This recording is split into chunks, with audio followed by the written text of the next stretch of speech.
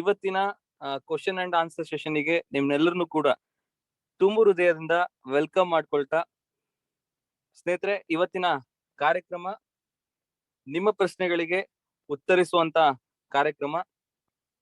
So ಇದನ್ನ ಶುರು ಮಾಡೋದಕ್ಕಿಂತ ಮುಂಚೆ ಎಲ್ರು ಕೂಡ ಜಾಯಿನ್ ಆಗ್ಲಿ. ಇನ್ನು ತುಂಬಾ ಜನರು ಅಟೆಂಡ್ ಆಗೋರು ಇದ್ದಾರೆ. ಸೊ ಅವರೆಲ್ಲರೂ ಅಟೆಂಡ್ ಆಗೋದಕ್ಕಿಂತ ಮುಂಚೆ ನಾವು ಒಂದು ಎಜುಕೇಶನ್ ನ ಕೊಡೋದ್ರ ಮುಖಾಂತರ ಈ ಇಂಡಸ್ಟ್ರಿಯ ಬಗ್ಗೆ, ನೆಟ್ವರ್ಕ್ ಮಾರ್ಕೆಟಿಂಗ್ ಇಂಡಸ್ಟ್ರಿಯ ಬಗ್ಗೆ, ಡೈರೆಕ್ಟ್ ಸೆಲ್ಲಿಂಗ್ ಇಂಡಸ್ಟ್ರಿಯ ಬಗ್ಗೆ ಸೊ ಒಂದು ಎಜುಕೇಶನ್ ನ ಕೊಡೋದ್ರ ಮುಖಾಂತರ ಕಾರ್ಯಕ್ರಮ ಶುರು ಮಾಡೋಣ. ಅದಾದ್ಮೇಲೆ ನಿಮ್ಮ ಪ್ರಶ್ನೆಗಳಿಗೆ ಉತ್ತರ ಸಿಗುವಂತ ಕಾರ್ಯಕ್ರಮ ಮುಂದುವರಿಯುತ್ತೆ. ಡಿಯರ್ ಲೀಡರ್ಸ್, ನೆಟ್ವರ್ಕ್ ಮಾರ್ಕೆಟಿಂಗ್ ಇಂಡಸ್ಟ್ರಿಯಲ್ಲಿ ಒಂದು ಒಳ್ಳೆ ಭವಿಷ್ಯ ಸಿಗುತ್ತಾ? ಈ ಒಂದು ಇಂಡಸ್ಟ್ರಿನ ನಾವು ಕೆರಿಯರ್ ಆಗಿ ತಗೋಬಹುದಾ? ಇದನ್ನ ಪ್ರೊಫೆಷನ್ ಆಗಿ ನಾವು ತಗೋಬಹುದಾ? ಹೀಗೆ ಹಲವಾರು ಜನರಿಗೆ ಒಂದು ಗೊಂದಲ ಇರುತ್ತೆ, ಪ್ರಶ್ನೆ ಇರುತ್ತೆ. ಆ ಗೊಂದಲ, ಆ ಪ್ರಶ್ನೆ ನಿಮ್ಮಲ್ಲೂ ಕೂಡ ಇರ್ಬೋದು. ಸೊ ಇದ್ರೆ ಚಾಟ್ ಬಾಕ್ಸ್ ಅಲ್ಲಿ ಎಸ್ ಅಂತ ಮೆನ್ಷನ್ ಮಾಡಿ. ಸೊ ಅದಕ್ಕೆ ಉತ್ತರ ಕೊಡುವಂತ ಸಮಯ. ಸ್ನೇಹಿತರೆ, ಅದಕ್ಕೋಸ್ಕರನೇ ನೆಟ್ವರ್ಕ್ ಮಾರ್ಕೆಟಿಂಗ್ ನ ಗುಪ್ತ ರಹಸ್ಯಗಳು ಪುಸ್ತಕದಲ್ಲಿರುವಂತ 15ನೇ ಚಾಪ್ಟರ್ ಅಲ್ಲಿ ನಾನು ಮೆನ್ಷನ್ ಮಾಡಿದ್ದೀನಿ. ಆ 15ನೇ ಚಾಪ್ಟರ್ ಅಲ್ಲಿ ನಾನು ಏನಂತ ಮೆನ್ಷನ್ ಮಾಡಿದ್ದೀನಿ ಅಂದ್ರೆ, ಕ್ವಶನ್ ನಾನು ಆ ಒಂದು ಚಾಪ್ಟರ್ ಅಲ್ಲಿ ಮೆನ್ಷನ್ ಮಾಡಿದ್ದೀನಿ. MLM ಬಿಸ್ನೆಸ್ ಅನ್ನುವಂಥದ್ದು ನಮಗೆ ಒಳ್ಳೆ ಭವಿಷ್ಯನ ಕೊಡುತ್ತದೆಯೇ ಅನ್ನೋ ಒಂದು ಮೆನ್ಷನ್ ಮಾಡಿದ್ದೀನಿ. ಸೊ ಫಸ್ಟ್ ನಾವು ತಿಳ್ಕೊಬೇಕಿರೋದೇನು ಅಂತ ಅಂದ್ರೆ, ಯಾವುದೇ ಒಂದು ಇಂಡಸ್ಟ್ರಿ ಅಥವಾ ಯಾವುದೇ ಒಂದು ಪ್ರೊಫೆಷನ್ ನಾವು ಅದನ್ನ ಕೆರಿಯರ್ ಆಗಿ ತಗೋಬೇಕು, ಅದನ್ನ ನಮ್ಗೆ ಪ್ರೊಫೆಷನ್ ಆಗಿ ತಗೋಬೇಕು, ನಾವು ಪ್ಯಾಷನ್ ಆಗಿ ತಗೋಬೇಕು, ಅದರಿಂದ ನಮಗೆ ಭವಿಷ್ಯ ಸಿಗ್ಬೇಕು ಅಂತಂದ್ರೆ ಫಸ್ಟ್ ಆ ಇಂಡಸ್ಟ್ರಿಯ ಬಗ್ಗೆ ತಿಳ್ಕೋಬೇಕು, ಕಲಿಬೇಕು. ಸೊ ಆ ಇಂಡಸ್ಟ್ರಿಯಲ್ಲಿ ಏನನ್ನ ಮಾಡಿದ್ರೆ ಅಥವಾ ಏನನ್ನ ಕೆಲಸ ಮಾಡಿದ್ರೆ, ಏನೆಲ್ಲ ವಿಚಾರಗಳನ್ನ ತಿಳ್ಕೊಂಡ್ರೆ ಆ ಒಂದು ಇಂಡಸ್ಟ್ರಿಯಲ್ಲಿ ಯಶಸ್ಸು ಸಿಗುತ್ತೆ ಅನ್ನೋದನ್ನ ಫಸ್ಟ್ ತಿಳ್ಕೋಬೇಕು ಸ್ನೇಹಿತರೆ. Yes or no? Am I right? So ಒಂದು ಇಂಡಸ್ಟ್ರಿ ನಮಗೆ ಮೇಜರ್ ಆಗಿ ಯಾವುದೇ ಒಂದು ವಿಚಾರನ ತಿಳ್ಕೋಬೇಕು ಅಂದ್ರೆ ಕನಿಷ್ಠ 1 ಇಯರ್ ಬೇಕು. ಬಟ್ ನೆಟ್ವರ್ಕ್ ಮಾರ್ಕೆಟಿಂಗ್ ಇಂಡಸ್ಟ್ರಿ ಆಗ್ತಿರುವಂತ ಒಂದು ಬಿಗ್ಗೆಸ್ಟ್ ಮಿಸ್ಟೇಕ್ ಏನು ಅಂತಂದ್ರೆ, ಯಾಕೆ ತುಂಬಾ ಜನರಿಗೆ ಒಂದು ಪ್ರಶ್ನೆ ಮೂಡ್ತಾ ಇದೆ ಅಂತ ಅಂದ್ರೆ, ಇದು ನಿಜವಾಗ್ಲೂ ಒಂದು ಕೆರಿಯರ್ ಆಗತ್ತಾ? ಒಂದು ಒಳ್ಳೆ ಪ್ರೊಫೆಷನ್ ಆಗಿ ತಗೊಂಬೋದಾ ನಾವ್ ಇದನ್ನ? ಇಂಡಸ್ಟ್ರಿ ಒಳ್ಳೆ ಭವಿಷ್ಯ ಇದೆಯಾ? ಹೀಗೆ ಹಲವಾರು ಜನರಿಗೆ ಪ್ರಶ್ನೆ ಏನಕ್ಕಿದೆ ಅಂತ ಅಂದ್ರೆ, ತುಂಬಾ ಜನರು ಇಂಡಸ್ಟ್ರಿಯಲ್ಲಿ ಫೇಲ್ ಆಗ್ತಾ ಇದ್ದಾರೆ, ಯಶಸ್ಸನ್ನ ಅಂದ್ಕೊಂಡ ಮಟ್ಟಕ್ಕೆ ರೀಚ್ ಆಗಕ್ ಇಲ್ಲ. ಸೊ ಅಂದ್ಕೊಂಡಂತ ಕನಸುಗಳನ್ನ ನನಸು ಮಾಡ್ಕೊಳ್ಳೋದಿಕ್ ಆಗ್ತಾ ಇಲ್ಲ. ಏನಕ್ಕೋಸ್ಕರ ಇಲ್ಲಿ ಡ್ರೀಮ್ಸ್ ಗಳು ರಿಯಾಲಿಟಿ ಆಗ್ತಾ ಇಲ್ಲ ಅಥವಾ ಅಂದ್ಕೊಂಡಿರುವಂತ ಕನಸುಗಳು ನನಸಾಗ್ತಾ ಇಲ್ಲ ಅಂತ ನಾವು ಫಸ್ಟ್ ಕೇಸ್ ಸ್ಟಡಿ ಮಾಡೋದಾದ್ರೆ, ಸೊ ಹಲವಾರು ಕಾರಣಗಳು ಬರುತ್ತೆ ಸ್ನೇಹಿತರೆ. ಅದರಲ್ಲಿ ವೆರಿ ಇಂಪಾರ್ಟೆಂಟ್ ಕಾರಣ ಏನು ಅಂತಂದ್ರೆ, ತುಂಬಾ ಜನರು ಈ ಇಂಡಸ್ಟ್ರಿಯಲ್ಲಿ ಫೇಲ್ ಆಗೋದಕ್ಕೆ ಮೇಜರ್ ಕಾರಣ ಅಥವಾ ಅವ್ರು ಅನ್ಕೊಂಡಿರೋದು ರೀಚ್ ಆಗದೆ ಇರೋದಕ್ಕೆ ಮೇಜರ್ ಕಾರಣ ಕಲಿತಾ ಇಲ್ಲ, ಅಥವಾ ಕಲಿದೆ ಅವರು ಈ ಇಂಡಸ್ಟ್ರಿಲಿ ಎಂಟರ್ ಆಗ್ತಾ ಇದ್ದಾರೆ, ಇಂಡಸ್ಟ್ರಿಲಿ ವರ್ಕ್ ಮಾಡ್ತಾ ಇದ್ದಾರೆ. ನೀವು ಕ್ರಾಸ್ ಚೆಕ್ ಮಾಡಿ, ನಿಮ್ಮ ಟೀಮ್ಗಳಲ್ಲೇ ನೀವು ಕ್ರಾಸ್ ಚೆಕ್ ಮಾಡಿದ್ರೆ ಇದಕ್ಕೆ ಕ್ಲಾರಿಟಿ ಸಿಗುತ್ತೆ.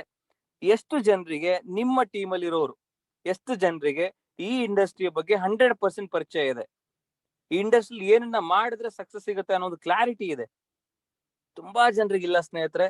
ಸೊ ಏನೋ ಒಂದು ಭರವಸೆ ಮೇಲೆ, ಅವರ ಸ್ನೇಹಿತರು ಕೊಟ್ಟಿರುವಂತ ನಂಬಿಕೆ ಮೇಲೆ, ಅಥವಾ ಯಾವ್ದೋ ಒಂದು ಟ್ರೈನಿಂಗ್ ನ ಕೇಳಿ ಸೀರಿಯಸ್ ಆಗಿ ವರ್ಕ್ ಮಾಡ್ತಾ ಇರ್ತಾರೆ. ಬಟ್ ಇಲ್ಲಿ ಏನನ್ನ ಮಾಡಿದ್ರೆ ಆಕ್ಚುಲ್ ನಾವು ಸಕ್ಸಸ್ ಆಗ್ತೀವಿ ಅನ್ನೋ ಒಂದು ಕ್ಲಾರಿಟಿ ಇರಲ್ಲ.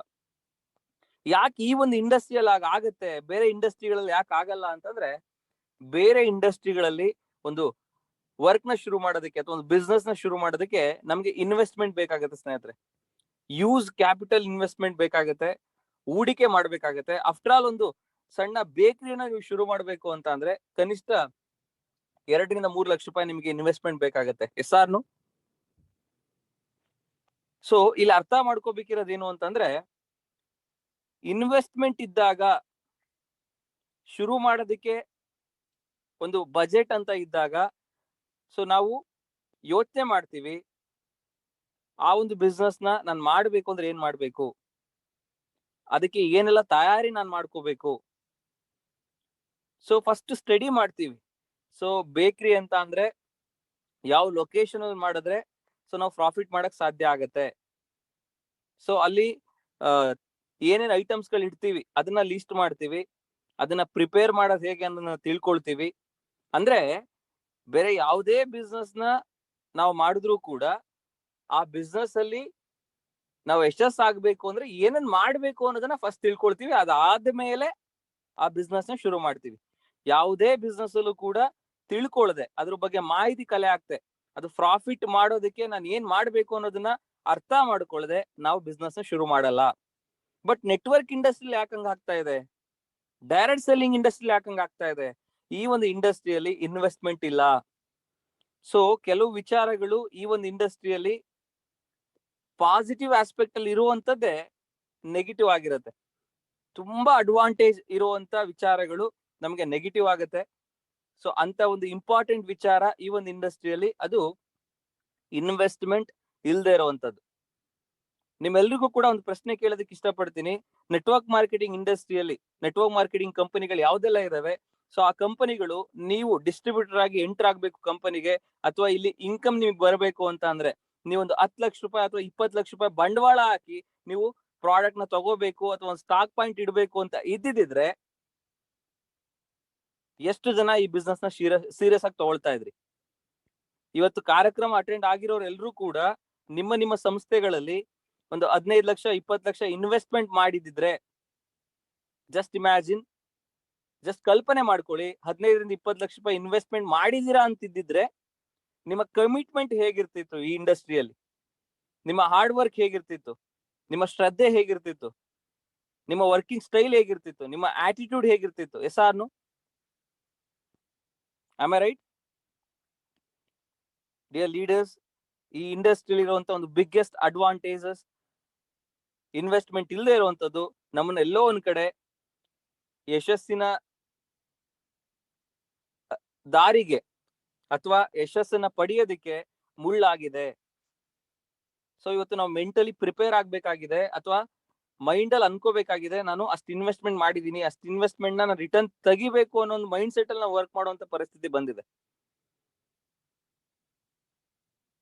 ಸೊ ಹಾಗಾಗಿ ಇನ್ವೆಸ್ಟ್ಮೆಂಟ್ ಇಲ್ಲದೆ ನಾವು ವರ್ಕ್ ಮಾಡ್ತಾ ಇದೀವಿ ಅಂತೇಳಿ ಇದಕ್ಕೆ ಕಮಿಟ್ಮೆಂಟ್ ಕೊಟ್ಟಿಲ್ಲ ಅಂತಂದ್ರೆ ನಮ್ಮಂತ ಮುಟ್ಟಾಳ್ರಿ ಯಾರು ಇಲ್ಲ ಸ್ನೇಹಿತರೆ.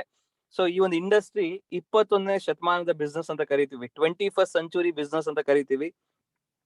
ಇವತ್ತು ಬಂಡವಾಳ ಇಲ್ಲದೆ ಜಸ್ಟ್ ನೀವು ಒಂದು ಜಾಯ್ನಿಂಗ್ ಪ್ಯಾಕೇಜ್ ಅಂತ ಹೇಳಿ ಕೆಲವು ಕಂಪನಿಗಳಲ್ಲಿ ಅಥವಾ ಒಂದಿಷ್ಟು ಪ್ರಾಡಕ್ಟ್ ಗಳನ್ನ ಖರೀದಿ ಮಾಡಿದ್ರೆ ನಿಮ್ಗೆ ಇಲ್ಲಿ ಬಿಸ್ನೆಸ್ ಶುರು ಆಗ್ತಾ ಇದೆ. ಸೊ ಬಿಸ್ನೆಸ್ ನ ಶುರು ಮಾಡೋದಕ್ಕೆ ನಿಮ್ಗೆ ಇಲ್ಲಿ ಯೂಸ್ ಇನ್ವೆಸ್ಟ್ಮೆಂಟ್ ಇಲ್ಲ. ಸೊ ಕಡಿಮೆ ಬಂಡವಾಳದಲ್ಲಿ ಕೋಟಿಗಟ್ಟಲೆ ಅರ್ನ್ ಮಾಡುವಂತ ಒಂದು ಗೋಲ್ಡನ್ ಆಪರ್ಚುನಿಟಿ ಇದೆ. ಸೊ ಅರ್ಥ ಮಾಡ್ಕೊಳ್ಳಿ ಕಾನ್ಸೆಪ್ಟ್ ನ. ಸೊ ಇಂತ ಒಂದು ಕಾನ್ಸೆಪ್ಟ್ ನಿಮಗೆ ಸಿಕ್ಕಿರುವಂತದ್ದು ನಾವೆಲ್ಲರೂ ಲಕ್ಕಿ ಫೆಲೋಸ್ ಅಂತಾನೆ ಹೇಳ್ಬೋದು. ಅಂತದ್ರಲ್ಲಿ ಸೊ ನಾವ್ ಇದನ್ನ ಸೀರಿಯಸ್ ಆಗಿ ತಗೊಳ್ಳಿಲ್ಲ ಅಂತಂದ್ರೆ ಹೇಗಾಗತ್ತೆ? ಅದೇ ಏನಾದ್ರೂ ಬೇರೆ ಯಾವ್ದೋ ಒಂದು ಬಿಸ್ನೆಸ್ ಶುರು ಮಾಡುವಾಗ ಒಂದ್ 5 ಲಕ್ಷ 10 ಲಕ್ಷ ಒಂದ್ 20 ಲಕ್ಷ ಬಂಡವಾಳ ಹಾಕಿ ಬಿಸ್ನೆಸ್ ಶುರು ಮಾಡ್ಬೇಕು ಅಂತಿದ್ರೆ ಎಷ್ಟು ನೀವು ಸೀರಿಯಸ್ ಆಗಿ ಅದ್ರ ಬಗ್ಗೆ ಕಲಿತಾ ಇದ್ರಿ, ಎಷ್ಟು ಪ್ರಿಪೇರ್ ಆಗ್ತಾ ಇದ್ರಿ, ಎಷ್ಟು ಅದ್ರ ಬಗ್ಗೆ ತಿಳ್ಕೊಳ್ಳೋದಿಕ್ ಪ್ರಯತ್ನ ಮಾಡ್ತಾ ಇದ್ರಿ. ಸೊ ಕನಿಷ್ಠ ಒಂದು 3ರಿಂದ 6 ತಿಂಗಳು ನೀವು ಕಲಿಯೋದಕ್ಕೆ ಟೈಮ್ ಕೊಡ್ತಾ ಇದ್ರಿ. ಅದಾದ್ಮೇಲೆ ನೀವು ಆ ಬಿಸ್ನೆಸ್ ನ ಶುರು ಮಾಡ್ತಾ ಇದ್ರಿ. ಸೊ ಬಿಸ್ನೆಸ್ ನ ಶುರು ಮಾಡಿದ ತಕ್ಷಣನೇ ಒಂದ್ 15ರಿಂದ 20 ಲಕ್ಷ ಬಂಡವಾಳ ಹಾಕಿ ನೀವು ಯಾವ್ದೋ ಒಂದು ಬಿಸ್ನೆಸ್ ಶುರು ಮಾಡಿದ್ದೀರಾ ಅಂತ ಅನ್ಕೊಳ್ಳಿ, ಒಂದ್ ದಿನಸಿ ಅಂಗಡಿಯನ್ನೋ ಅಥವಾ ಒಂದು ಹೋಟೆಲ್ಲೋ ಅಥವಾ ಒಂದು ಬೇಕರಿನೋ, ಸೊ ಯಾವ್ದೋ ಒಂದು ಬಿಸ್ನೆಸ್ ಶುರು ಮಾಡಿದ್ದೀರಾ ಅಂತ ಅನ್ಕೊಳ್ಳಿ. ಬಿಸ್ನೆಸ್ ಶುರು ಮಾಡಿದ ತಕ್ಷಣನೇ ಲಾಭನ ನೋಡೋದಕ್ಕೆ ಸಾಧ್ಯತೆ ಇದೆಯಾ? ಶುರು ಮಾಡಿದ್ದ ಫಸ್ಟ್ ಮಂತೇನೆ ನೀವು ಲಾಭಕ್ಕೆ ಹೋಗಕ್ ಸಾಧ್ಯ ಇದೆಯಾ? Is it possible in any other business? Business ಅಲ್ಲಿ ನಾವು ಬಿಸ್ನೆಸ್ ಶುರು ಮಾಡಿದ ತಕ್ಷಣನೇ ಫಸ್ಟ್ ಮಂತ್ ಪ್ರಾಫಿಟ್ ನ ನೋಡಕ್ ಸಾಧ್ಯತೆ ಇದೆಯಾ? ಸ್ನೇಹಿತರೆ, ನಾವು ಬಿಸ್ನೆಸ್ ಶುರು ಮಾಡಿದ್ದು ಮೊದಲನೇ ತಿಂಗಳಲ್ಲೇನೆ ನಾವು ಪ್ರಾಫಿಟ್ ನೋಡಕ್ ಸಾಧ್ಯತೆ ಇಲ್ಲ ಇಡೀ ಪ್ರಪಂಚದಲ್ಲಿ ಯಾವುದೇ ಬಿಸ್ನೆಸ್ ಅಲ್ಲೋ ಅಂತ ಅಂದ್ಮೇಲೆ ನೆಟ್ವರ್ಕ್ ಮಾರ್ಕೆಟಿಂಗ್ ಇಂಡಸ್ಟ್ರಿಯಲ್ಲಿ ನೀವು ಜಾಯ್ನಿಂಗ್ ಆಗಿದ್ ಫಸ್ಟ್ ಮಂತ್ ಅಲ್ಲೇನೆ ನಿಮಗೆ ಲಾಭ ಸಿಗ್ಬೇಕು ಅಂತ ಅಂದ್ರೆ ಎಷ್ಟು ಮಟ್ಟಿಗೆ ಸರಿ? ಬೇರೆ ಬಿಸ್ನೆಸ್ ಅಲ್ಲಿ ನಿಮ್ಗೆ ಲಾಭ ನೋಡಕ್ ಆಗಲ್ಲ ಅಂತ ಇದ್ಮೇಲೆ ನೆಟ್ವರ್ಕ್ ಅಲ್ಲಿ ಬಯಸ್ತಾ ಇರುವಂತದ್ದು ಎಷ್ಟು ಮಟ್ಟಿಗೆ ಸರಿ? Am I right? Yes or no? ನೀವು ಹೊರಗಡೆ ಮಾರ್ಕೆಟ್ ಅಲ್ಲಿ ಯಾವುದೇ ಬಿಸ್ನೆಸ್ ನೀವು ಶುರು ಮಾಡಿದ್ರು 15ರಿಂದ 20 ಲಕ್ಷ ರೂಪಾಯಿ ಬಂಡವಾಳ ಹಾಕ್ಬೇಕು. ನೀವು ಕೋಟಿಗಟ್ಲೆ ದುಡ್ಡು ಮಾಡ್ಬೇಕು ಅಂದ್ರೆ ಸಾವಿರಾರು ಕೋಟಿ ಇನ್ವೆಸ್ಟ್ಮೆಂಟ್ ಮಾಡ್ಬೇಕು. ನೀವು ಲಕ್ಷಗಟ್ಲೆ ಇನ್ಕಮ್ ಮಾಡ್ಬೇಕು ಅಂದ್ರೆ ಕೋಟಿಗಟ್ಲೆ ಇನ್ವೆಸ್ಟ್ಮೆಂಟ್ ಮಾಡ್ಬೇಕು. ಸಾವಿರ ಗಟ್ಲೆ ನೀವು ದುಡಿಬೇಕು ಅಂತಂದ್ರೆ ಲಕ್ಷಗಟ್ಲೆ ಇನ್ವೆಸ್ಟ್ಮೆಂಟ್ ಮಾಡ್ಬೇಕು. ಸೊ ನೀವು 15ರಿಂದ 20 ಲಕ್ಷ ರೂಪಾಯಿ ಬಂಡವಾಳ ಹಾಕಿ ಒಂದು ಬಿಸ್ನೆಸ್ ಶುರು ಮಾಡಿದೀರಾ ಅಂತಂದ್ರೆ ಆ 15ರಿಂದ 20 ಲಕ್ಷ ರೂಪಾಯಿ ಬಂಡವಾಳನ ನೀವು ರಿಟರ್ನ್ ತೆಗಿಬೇಕು ಅಂತ ಅಂದ್ರೆ ಕನಿಷ್ಠ 2ರಿಂದ 3 ವರ್ಷ ನೀವು ವೆಯ್ಟ್ ಮಾಡ್ಬೇಕು. Yes or no?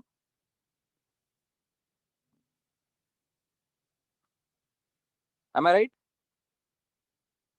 ನೀವು ಹಾಕಿರೋ ಬಂಡವಾಳ ತೆಗಿಯೋದಕ್ಕೇನೆ ನೀವು 3 ವರ್ಷ ಕಾಯ್ತೀರಾ ಹೊರಗಡೆ ಮಾರ್ಕೆಟ್ ಅಲ್ಲಿ ಅಂತಂದ್ರೆ, ನೆಟ್ವರ್ಕ್ ಮಾರ್ಕೆಟಿಂಗ್ ಇಂಡಸ್ಟ್ರಿಯಲ್ಲಿ ₹1 ಬಂಡವಾಳ ಇಲ್ಲದೆ ನಮ್ಗೆ ಇಲ್ಲಿ ಬರುವಂತವು ಎಲ್ಲವೂ ಕೂಡ ಪ್ರಾಫಿಟ್. ಲಾಸ್ ₹1 ಇಲ್ಲ ಈ ಇಂಡಸ್ಟ್ರಿಯಲ್ಲಿ. ಎಷ್ಟು ಜನರು ಒಪ್ಕೊಳ್ತೀರಾ, ಒಬೇ ಮಾಡ್ತೀರಾ ಈ ಒಂದು ಇಂಡಸ್ಟ್ರಿಯಲ್ಲಿ ಲಾಸ್ ಇಲ್ಲ ಅಂತ ಹೇಳಿ? Is any other losses in network marketing industry or direct selling industry? Direct selling industry ಏನಾದ್ರು ಲಾಸಸ್ ಇದೆಯಾ? ನಮ್ಗೆ ನಷ್ಟ ಇದೆಯಾ? ಕೊಡೋ ದುಡ್ಡಿಗೆ ಪ್ರಾಡಕ್ಟ್ ಸಿಗುತ್ತೆ, ವರ್ಕ್ ಮಾಡಿದ್ರೆ ಇನ್ಕಮ್ ಸಿಗುತ್ತೆ. ಕೊಡೋ ದುಡ್ಡಿಗೆ ಪ್ರಾಡಕ್ಟ್ ಸಿಗುತ್ತೆ, ವರ್ಕ್ ಮಾಡಿದ್ರೆ ಕಂಪನಿಲವ್ರು ಪ್ರಾಡಕ್ಟ್ಸ್ ನ ರೆಕಮೆಂಡ್ ಮಾಡಿದ್ರೆ ನಿಮ್ಗೆ ಇಲ್ಲಿ ಇನ್ಕಮ್ ಸಿಗುತ್ತೆ. ಸೊ ಅಲ್ಲಿಗೆ ಲಾಸ್ ಏನಿದೆ? ಕೆಲಸ ಮಾಡಿಲ್ಲ ಅಂದ್ರೆ ನಿಮ್ಗೆ ₹1 ಲಾಸ್ ಇಲ್ಲ. ಸೊ ಇವತ್ತು ಲಾಸ್ ಇಲ್ದೇನೆ ನಿಮಗೆ ಒಂದು ಗೋಲ್ಡನ್ ಆಪರ್ಚುನಿಟಿ ಸಿಕ್ಕಿದೆ ಅಂತ ಅಂದಾಗ, ಹೊರಗಡೆ ಮಾರ್ಕೆಟ್ ಅಲ್ಲಿ ಒಂದು ಬಿಸ್ನೆಸ್ ನೀವು ಶುರು ಮಾಡಿ 3 ವರ್ಷ ನೀವು ಹಾಕಿರೋ ಬಂಡವಾಳ ತೆಗೆಯೋದಕ್ಕೆ ನೀವು ವೆಯ್ಟ್ ಮಾಡೋದಕ್ಕೆ ರೆಡಿ ಇದ್ದಾಗ, ಯಾಕೆ ನೆಟ್ವರ್ಕ್ ಮಾರ್ಕೆಟಿಂಗ್ ಇಂಡಸ್ಟ್ರಿಯಲ್ಲಿ ಕಲಿಯೋದಿಕ್ಕೆ ಅಂತಾನೆ ನೀವು 1 ವರ್ಷ ಟೈಮ್ ಕೊಡಬಾರ್ದು? ಕಲಿಕೆಗೆ ಅಂತಾನೆ ನೀವ್ ಯಾಕೆ ಟೈಮ್ ನ ಸ್ಪೆಂಡ್ ಮಾಡಬಾರ್ದು? ಬೇರೆ ಬಿಸ್ನೆಸ್ ಅಲ್ಲಿ ನೀವು ಬಿಸ್ನೆಸ್ ಶುರು ಮಾಡೋದಕ್ಕಿಂತ ಮುಂಚೆನೆ ನೀವು ಒಂದು 6 ತಿಂಗಳು 1 ವರ್ಷ ಕಲ್ತ್ಬಿಟ್ಟು ಆಮೇಲೆ ಬಿಸ್ನೆಸ್ ಶುರು ಮಾಡ್ತೀರಾ ಅಂತಂದ್ರೆ, ಇಲ್ಲಿ ಬಿಸ್ನೆಸ್ ಶುರು ಮಾಡಾದ್ಮೇಲೆ ಇಂಡಸ್ಟ್ರಿ ಬಗ್ಗೆ ತಿಳ್ಕೊಳ್ಳೋದಕ್ಕೆ ಯಾಕೆ ನೀವು 1 ಇಯರ್ ಟೈಮ್ ಕೊಡಬಾರ್ದು? ಕಲಿಯೋದಕ್ಕೆ ಯಾಕೆ ಟೈಮ್ ಕೊಡಬಾರ್ದು? ಸೊ ನೀವು ಕರೆಕ್ಟ್ ಆಗಿ ಅಬ್ಸರ್ವೇಷನ್ ಮಾಡಿದ್ರೆ, ಸೊ ಈಗ ನಾನು ಸ್ಲೈಡ್ ನ ನಿಮ್ಗೆ ಡಿಸ್ಪ್ಲೇ ಮಾಡ್ತೀನಿ. ಆ ಸ್ಲೈಡ್ ನ ನೀವು ಕರೆಕ್ಟ್ ಆಗಿ ಅಬ್ಸರ್ವೇಷನ್ ಮಾಡಿದ್ರೆ ನಿಮಗೆ ಕ್ಲಾರಿಟಿ ಸಿಗುತ್ತೆ ಈ ಒಂದು ಇಂಡಸ್ಟ್ರಿಯಲ್ಲಿ. Are you ready? ಆ ಸ್ಲೈಡ್ ನೋಡೋದಕ್ಕೆ ರೆಡಿ ಇದ್ದೀರಾ?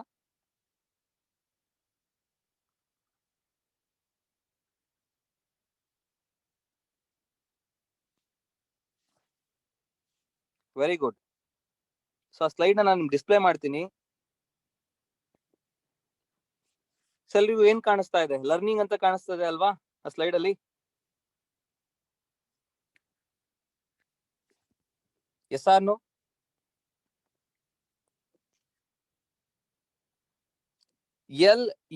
LEARNING. ಸ್ನೇಹಿತರೆ, ಯಾರು ನೆಟ್ವರ್ಕ್ ಮಾರ್ಕೆಟಿಂಗ್ ಇಂಡಸ್ಟ್ರಿಯಲ್ಲಿ ಕಲಿಯೋದಕ್ಕೆ ಪ್ರಾಮುಖ್ಯತೆ ಕೊಡ್ತಾರೆ, ಯಾರು ಕಲಿಯೋದಕ್ಕೆ ಇಂಪಾರ್ಟೆನ್ಸ್ ಕೊಡ್ತಾರೆ, ಯಾರು ಯಾವಾಗ್ಲೂ ಕೂಡ ಲರ್ನರ್ ಆಗಿರ್ತಾರೆ, ಸೊ ಅವ್ರಿಗೆ ಗೊತ್ತಿಲ್ಲದೆ ಅವ್ರಿಗೆ ಅರ್ನಿಂಗ್ಸ್ ಆಗತ್ತೆ. ನೀವು LEARNING ಅಲ್ಲಿ ಎಲ್ ತೆಗೆದ್ರೆ ಏನಾಗತ್ತೆ? ಅರ್ನಿಂಗ್ ಆಗತ್ತೆ. ಲರ್ನಿಂಗ್ ಅಲ್ಲಿ ಎಲ್ ತೆಗೆದ್ರೆ ಅರ್ನಿಂಗ್ ಆಗತ್ತೆ. ಅಂದ್ರೆ ಯಾರು ಕಲಿತಾರೋ ಕಲಿಯುವಂತ ವ್ಯಕ್ತಿಗೆ ಹಣ ಸಿಗತ್ತೆ. ಸೊ ಅದನ್ನೇ ಹೇಳ್ತೀವಿ, ಸರಸ್ವತಿನ ಹೋಲಿಸ್ಕೊಂಡ್ರೆ ಲಕ್ಷ್ಮಿ ಒಲಿತಾಳೆ ಅಂತೇಳಿ. ಸೊ ಲರ್ನಿಂಗ್ ಒಳಗಡೆ ಅರ್ನಿಂಗ್ ಇದೆ, ಕಲಿಯೋದ್ರಲ್ಲೇನೆ ದುಡಿಮೆ ಇದೆ. ಯಾರು ಕಲಿಕೆಗೆ ಇಂಪಾರ್ಟೆನ್ಸ್ ಕೊಡ್ತಾರೆ ಅವರು ಈ ಇಂಡಸ್ಟ್ರಿಯಲ್ಲಿ ದೊಡ್ಡ ಮಟ್ಟದ ಸಾಧನೆನ ಮಾಡ್ತಾರೆ, ಅಚೀವ್ಮೆಂಟ್ ಮಾಡ್ತಾರೆ. ಸೊ ಹಾಗಾಗಿ ನಿಮ್ಮ ಒಂದು ಪ್ರಯಾರಿಟಿ ಕಲಿಯೋದ್ರ ಕಡೆ ಇರಬೇಕು. ಸೊ ಹಾಗಾದ್ರೆ ನಿಮ್ಗೆ ಒಂದು ಒಳ್ಳೆ ಭವಿಷ್ಯ ಸಿಗ್ಬೇಕು ಅಂತಂದ್ರೆ, ಅಥವಾ ಒಂದು ಒಳ್ಳೆ ಯಶಸ್ಸು ಸಿಗ್ಬೇಕು ಅಂತ ಅಂದ್ರೆ, ಡೈರೆಕ್ಟ್ ಸೆಲ್ಲಿಂಗ್ ಇಂಡಸ್ಟ್ರಿ ಅಥವಾ ನೆಟ್ವರ್ಕ್ ಮಾರ್ಕೆಟಿಂಗ್ ಇಂಡಸ್ಟ್ರಿಯಲ್ಲಿ ನೀವು ಕಲಿಯೋದಕ್ಕೆ ಪ್ರಾಮುಖ್ಯತೆ ಕೊಡಬೇಕು ಅಂತ ಆದ್ರೆ ಎಷ್ಟು ತಿಂಗಳು ನೀವು ಇಲ್ಲಿ ಕಲಿಬೇಕು? ಒಂದು ನೆಟ್ವರ್ಕ್ ಮಾರ್ಕೆಟಿಂಗ್ ಕಂಪನಿಯಲ್ಲಿ ಒಂದು ಪವರ್ಫುಲ್ ಟ್ರೈನಿಂಗ್ ಕೊಡುವಂತ ವ್ಯಕ್ತಿ ಸೊ ತುಂಬಾ ವರ್ಷಗಳು ಕಾಲ ಒಂದು ರೂಲ್ ಮಾಡಿದಂತ ಒಂದು ಸಂಸ್ಥೆ. ಆ ಒಂದು ಕಂಪನಿಯಲ್ಲಿ ಒಂದು ಸ್ಟೇಟ್ಮೆಂಟ್ ಹೇಳ್ತಾ ಇರ್ತಾರೆ. ಆ ಸ್ಟೇಟ್ಮೆಂಟ್ ನನಗೆ ತುಂಬಾ ಇಷ್ಟ. ಆ ಸ್ಟೇಟ್ಮೆಂಟ್ ನ ನಿಮಗೆ ಕ್ಲಾರಿಟಿ ಕೊಡೋದಕ್ಕೆ ಇಷ್ಟಪಡ್ತೀನಿ ಸ್ನೇಹಿತರೆ. ಸೊ ಆ ಒಂದು ಕ್ಲಾರಿಟಿ ಯಾವುದು ಅಂತಂದ್ರೆ, ಆಫ್ಟರ್ ಆಲ್ ಒಂದು ಜಾಬಿಗೋಸ್ಕರ ಒಂದು 15-20 ಸಾವಿರ ಸಂಬಳನ ತಗೊಳ್ಳೋದಿಕ್ಕೆ ನೀವು 3 ವರ್ಷ ಡಿಗ್ರಿ ಮಾಡ್ತೀರಾ, ಅಥವಾ 4 ವರ್ಷ ಡಿಗ್ರಿ ಮಾಡ್ತೀರಾ, ಅಥವಾ 5 ವರ್ಷ ಡಿಗ್ರಿ ಮಾಡ್ತೀರಾ. ಸೊ ಒಂದು 15-20 ಸಾವಿರ ಅಥವಾ 20 ಸಾವಿರದಿಂದ 30 ಸಾವಿರ ಸಂಬಳ ತಗೊಳ್ಳೋದಕ್ಕೆ ನೀವು 3 ವರ್ಷ ಡಿಗ್ರಿ ಮಾಡ್ತೀನಿ ಅಂತ ಅಂದ್ರೆ, ಅಥವಾ ಕಲಿಯೋದಿಕ್ಕೆ ಹೋಗ್ತೀರಾ ಅಂತಂದ್ರೆ, ನಿಮ್ಗೆ ಇಲ್ಲಿ ಪ್ಯಾಸಿವ್ ಇನ್ಕಮ್ ಬರುತ್ತೆ ಅಂತ ಅಂದ್ರೆ, ಕೆಲಸ ಮಾಡಿಲ್ಲ ಅಂತಂದ್ರೂ ನಿಮ್ಗೆ ಇನ್ಕಮ್ ಬರುತ್ತೆ ಅಂತ ಅಂದ್ರೆ, ಊಟ ಮಾಡ್ತಾ ಇದ್ರು, ಟ್ರಾವೆಲ್ ಮಾಡ್ತಾ ಇದ್ರು, ನಿದ್ದೆ ಮಾಡ್ತಾ ಇದ್ರು ನಿಮ್ಗೆ ಇನ್ಕಮ್ ಬರುತ್ತೆ ಅಂತಂದ್ರೆ, ನೀವ್ ಯಾಕೆ ಈ ಒಂದು ಇಂಡಸ್ಟ್ರಿಯಲ್ಲಿ 2-3 ವರ್ಷ ಕಲಿಯೋದಕ್ಕೆ ಟೈಮ್ ಕೊಡಬಾರ್ದು? ಕೆಲಸ ಮಾಡಿದ್ರೆ ಮಾತ್ರ ಇನ್ಕಮ್ ಬರುವಂತದ್ದು. ಬಾಸಿಸಮ್ ಇರುತ್ತೆ, ಟಾರ್ಗೆಟ್ ಇರುತ್ತೆ, ಸಮಯ ಸ್ವತಂತ್ರ ಇರಲ್ಲ, ಆರ್ಥಿಕ ಸ್ವತಂತ್ರ ಇರಲ್ಲ, ಇನ್ನೊಬ್ರಿಗೆ ಸಹಾಯ ಮಾಡಕ್ ಆಗಲ್ಲ, ಆ ಕೆಲಸ ಮಾಡುವಾಗ ಇನ್ನೊಂದ್ ಕೆಲಸ ಮಾಡಕ್ ಆಗಲ್ಲ ಅಂತ ಒಂದು ಜಾಬ್ ಅಲ್ಲೇನೆ ನೀವು ಆ ಜಾಬಿಗೋಸ್ಕರ 3 ವರ್ಷ ಕಲಿಯೋದಕ್ಕೆ ರೆಡಿ ಇದ್ದೀರಾ, 3 ವರ್ಷ ಡಿಗ್ರಿ ಮಾಡಕ್ ರೆಡಿ ಇದ್ದೀರಾ ಅಂತಂದ್ರೆ, ಬೇರೆಯವರಿಗೆ ಸಹಾಯ ಮಾಡಿ ನೀವು ಬೆಳೆಯಲ್ದೆ ಇನ್ನೊಬ್ರನ್ನ ಬೆಳೆಸಿ ಫಾರಿನ್ ಟ್ರಿಪ್ ಎಲಿಜಿಬಲ್ ಆಗಿ ಸಮಯ ಸ್ವತಂತ್ರ ಸಿಗ್ತಾ, ಆರ್ಥಿಕ ಸ್ವತಂತ್ರ ಸಿಗ್ತಾ, ನಿದ್ದೆ ಮಾಡ್ತಾ ಇದ್ರು, ಟ್ರಾವೆಲ್ ಮಾಡ್ತಾ ಇದ್ರು, ಊಟ ಮಾಡ್ತಾ ಇದ್ರು, ನಿಮ್ಗೆ ಇಲ್ಲಿ ಇನ್ಕಮ್ ಬರುತ್ತೆ ಅಂತ ಅಂದ್ರೆ ಏನಕ್ಕೋಸ್ಕರ ನೆಟ್ವರ್ಕ್ ಮಾರ್ಕೆಟಿಂಗ್ ಇಂಡಸ್ಟ್ರಿಯಲ್ಲಿ 2 ರಿಂದ 3 ವರ್ಷ ಕಲಿಯೋದಕ್ಕೆ ಟೈಮ್ ಕೊಡಬಾರ್ದು? ಯಾಕೆ ಇವತ್ತು ಡೈರೆಕ್ಟ್ ಸೆಲ್ಲಿಂಗ್ ಇಂಡಸ್ಟ್ರಿಯಲ್ಲಿ ಆ 2 ರಿಂದ 3 ವರ್ಷ 2 to 3 years ವರ್ಕ್ ಮಾಡ್ತಾ ಕಲಿತಾ ಬರುವಂತ ಆದಾಯವನ್ನ ಸ್ಕಾಲರ್ಶಿಪ್ ಅಂತ ಯಾಕೆ ಅನ್ಕೋಬಾರ್ದು? Yes or no? ಟ್ರೂ ಅಲ್ವಾ? ಫ್ಯಾಕ್ಟ್ ಅಲ್ವಾ? ಇರೋ ರಿಯಾಲಿಟಿ ನಾನು ಮಾತಾಡ್ತಾ ಇದ್ದೀನಿ. ಸೊ ಏನನ್ನೂ ಕಲಿದೆ ನಾವು ಜಾಯಿನ್ ಆಗಿದ್ ಫಸ್ಟ್ ಮಂತ್ ನಾವು ಇನ್ಕಮ್ ಎಕ್ಸ್ಪೆಕ್ಟ್ ಮಾಡ್ತಾ ಇದೀವಿ, ಸೆಕೆಂಡ್ ಮಂತ್ ಇನ್ಕಮ್ ಎಕ್ಸ್ಪೆಕ್ಟ್ ಮಾಡ್ತಾ ಇದೀವಿ, ಥರ್ಡ್ ಮಂತ್ ಅಲ್ಲಿ ಇನ್ಕಮ್ ಎಕ್ಸ್ಪೆಕ್ಟ್ ಮಾಡ್ತಾ ಇದೀವಿ. ಸೊ ಆ ಎಕ್ಸ್ಪೆಕ್ಟೇಷನ್ ತಕ್ಕಾದಂತ ಇನ್ಕಮ್ ಬರಲ್ಲ. ಯಾಕೆ ಅಂತಂದ್ರೆ ನಾವೇನು ಕಲ್ತೇ ಇರಲ್ಲ. ಇವತ್ತು ಎಲ್ಲೋ ಒಂದ್ ಕಡೆ ಏನೋ ಒಂದ್ ಕೆಲಸ ಮಾಡಿ ನಾವು ಒಂದ್ ಆದಾಯ ಎಕ್ಸ್ಪೆಕ್ಟ್ ಮಾಡ್ತೀವಿ ಅಂತಂದ್ರೆ ಫಸ್ಟ್ ಆಫ್ ಆಲ್ ನಾವು ಕ್ರಾಸ್ ಚೆಕ್ ಮಾಡ್ಕೋಬೇಕು. ನಾನು ಬಯಸ್ತಿರುವಂತ ಆದಾಯ ನಿಜವಾಗ್ಲೂ ಕೂಡ ಪ್ರಾಮಾಣಿಕತೆಯಿಂದ ನಾವು ನೋಡೋದಾದ್ರೆ ನಾನು ಏನ್ ತಿಳ್ಕೊಂಡಿದ್ದೀನಿ, ಅಷ್ಟು ಇನ್ಕಮ್ ನಾನು ಬಯಸ್ತಾ ಇದ್ದೀನಿ. 20,000 ಡೈರೆಕ್ಟ್ ಸೆಲ್ಲಿಂಗ್ ಇಂಡಸ್ಟ್ರಿಯಿಂದ ನಾನು ಮಂತ್ಲಿ ಎಕ್ಸ್ಪೆಕ್ಟ್ ಮಾಡ್ತಾ ಇದ್ದೀನಿ ಅಂದ್ರೆ ನನ್ ಡೈರೆಕ್ಟ್ ಸೆಲ್ಲಿಂಗ್ ಇಂಡಸ್ಟ್ರಿ ಬಗ್ಗೆ ಏನ್ ಗೊತ್ತಿದೆ, ನನ್ ಕಂಪ್ನಿ ಬಗ್ಗೆ ಏನ್ ಗೊತ್ತಿದೆ, ಪ್ರಾಡಕ್ಟ್ಸ್ ಬಗ್ಗೆ ಏನ್ ಗೊತ್ತಿದೆ, ಏನೂ ಗೊತ್ತಿಲ್ಲದೆ, ಏನೂ ತಿಳ್ಕೊಳ್ದೆ ನಾನು ಹೇಗೆ ಇನ್ಕಮ್ ನ ಬಯಸ್ಲಿ? ಸೊ ಇನ್ನೊಂದು ಪ್ರಶ್ನೆನ ಎಲ್ರು ಯಾಕೆ ಕೇಳ್ಕೋಬಾರ್ದು? Yes or no?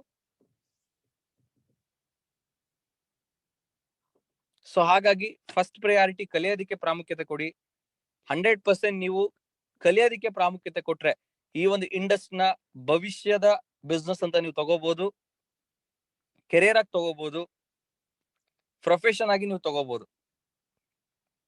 ಬಟ್ ಕಲಿಯೋದಕ್ಕೆ ನೀವು ಪ್ರಯಾರಿಟಿ ಕೊಡ್ಬೇಕು. ಸೊ ಹಾಗಾದ್ರೆ ಏನೇನ್ ನೀವು ಕಲಿಬೇಕು ಇಂಡಸ್ಟ್ರಿಯಲ್ಲಿ? ಆಕ್ಚುಲಿ ಡೈರೆಕ್ಟ್ ಸೆಲ್ಲಿಂಗ್ ಇಂಡಸ್ಟ್ರಿ ಏನಕ್ಕೋಸ್ಕರ ಶುರುವಾಯಿತು? What you mean by direct selling? Direct selling ಅಂದ್ರೆ ಏನು? ಯಾಕೆ ಡೈರೆಕ್ಟ್ ಸೆಲ್ಲಿಂಗ್ ಅಲ್ಲಿ ನಾವು ಕೆಲಸ ಮಾಡಬೇಕು?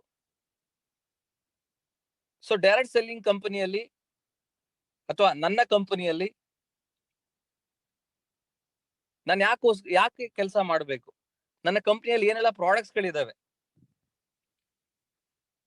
ಆ ಪ್ರಾಡಕ್ಟ್ಸ್ ಇಂದ ಜನರಿಗೆ ಏನ್ ಬೆನಿಫಿಟ್ ಇದೆ, ಇದನ್ನ ಯಾಕೆ ನಾನು ರೆಕಮೆಂಡ್ ಮಾಡಬೇಕು, ಹೇಗೆ ರೆಕಮೆಂಡ್ ಮಾಡಬೇಕು, ಹೇಗೆ ಇನ್ವಿಟೇಷನ್ ಮಾಡಬೇಕು, ಹೇಗೆ ಫಾಲೋ ಅಪ್ ಮಾಡಬೇಕು, ಹೇಗೆ ಜನರ ಜೊತೆ ಕಮ್ಯುನಿಕೇಟ್ ಮಾಡಬೇಕು, ಹೇಗೆ ಸಿಚುಯೇಷನ್ ಮ್ಯಾನೇಜ್ಮೆಂಟ್ ಮಾಡಬೇಕು, ಹೇಗೆ ಟ್ರೈನಿಂಗ್ ಕೊಡಬೇಕು, ಸ್ಟೇಜ್ ಮೇಲೆ ನಿಂತು ಹೇಗೆ ಮಾತಾಡ್ಬೇಕು. ಸ್ನೇಹಿತರೆ, ಬೇಜಾರಾಗತ್ತೆ ಈ ಒಂದು ವಿಚಾರ ಹೇಳ್ಕೊಳ್ಳೋದಕ್ಕೆ. ತುಂಬಾ ಕಡೆ ತುಂಬಾ ಟ್ರೈನಿಂಗ್ಸ್ ಗಳನ್ನ ಅಟೆಂಡ್ ಮಾಡಿದ್ದೀನಿ, ಎಸ್ ಎ ಗೆಸ್ಟ್ ಆಗಿ ಅಟೆಂಡ್ ಮಾಡಿದ್ದೀನಿ. ಸೊ ಆ ಕಾರ್ಯಕ್ರಮದಲ್ಲಿ MC ಮಾಡೋರಾಗಿರ್ಬೋದು, ಟ್ರೈನಿಂಗ್ ಕೊಡೋರಾಗಿರ್ಬೋದು, ಸೊ ಅವರಿಗೆ ಆ ಟ್ರೈನಿಂಗ್ ಹೇಗ್ ಕೊಡಬೇಕು ಅನ್ನೋ ಸ್ಕಿಲ್ಸ್ ಇರಲ್ಲ. ಸೊ ಆ ಒಂದು ವಿಚಾರನೇ ನಾವು ತಿಳ್ಕೊಂಡಿರಲ್ಲ, ಎಲ್ಲೂ ಟ್ರೈನಿಂಗ್ ತಗೊಂಡಿರಲ್ಲ. ನಮ್ಮ ಅಪ್ಲೈನ್ ಹೇಗೆ ಟ್ರೈನಿಂಗ್ ಕೊಡ್ತಿರ್ತಾರೆ ಅದನ್ನ ನಾವು ನೋಡಿ ಕಲ್ತ್ಕೊಂಡಿರ್ತೀವಿ. ಸೊ ಅದಕ್ಕೆ ಆದಂತ ಒಂದು ಎಜುಕೇಶನ್ ನಾವು ಪಡ್ಕೊಂಡಿರಲ್ಲ ಸ್ನೇಹಿತರೆ. ಒಬ್ಬ ಟ್ರೈನರ್ ಆದಂತ ವ್ಯಕ್ತಿ ಹೇಗೆ ಮಾತಾಡಬೇಕು, ಹೇಗೆ ಆಡಿಯನ್ಸ್ ನ ಅಡ್ರೆಸ್ ಮಾಡಬೇಕು, ತುಂಬಾ ಜನರ ನಾನು ನೋಡಿದ್ದೀನಿ. ಆ ಮಿಸ್ಟೇಕ್ಸ್ ಗಳನ್ನ ಕರೆಕ್ಷನ್ ಮಾಡೋದಕ್ಕೆ ಈ ಒಂದು ಕಾರ್ಯಕ್ರಮ ಕೊಡ್ತಿರೋಂಥದ್ದು. ಸೊ ಸ್ಟೇಜ್ ಮೇಲೆ ನಿಂತ್ಕೊಂಡಿರ್ತೀವಿ, ಸೊ ಮೈಕ್ ನ ಹೇಗ್ ಇಡ್ಕೋಬೇಕು ಅನ್ನೋದು ಕೂಡ ತುಂಬಾ ಜನರಿಗೆ ಗೊತ್ತಿಲ್ಲ. ಸ್ನೇಹಿತರೆ, ಮೈಕ್ ಯಾವತ್ತೂ ಕೂಡ ಹೇಗ್ ಇಡ್ಕೋಬೇಕು ಅಂತ ಅಂದ್ರೆ ತುಂಬಾ ಜೋರಾಗಿ ಸೌಂಡ್ ಬರೋ ಹಾಗೆ ಇಟ್ಕೋಬಾರ್ದು. ಆಡಿಯನ್ಸ್ ಇರಿಟೇಷನ್ ಆಗತ್ತೆ. ನೀವು ಆಡಿಯನ್ಸ್ ಜಾಗದಲ್ಲಿ ನಿಂತ್ಕೊಂಡು ನಾರ್ಮಲ್ ಆಗಿ ಆಡಿಬಲ್ ಆಗ್ಬೇಕು ಎಲ್ರಿಗೂ ಕೂಡ. ತುಂಬಾ ಹತ್ರನೂ ಇರಬಾರ್ದು, ತುಂಬಾ ದೂರನೂ ಇರಬಾರ್ದು.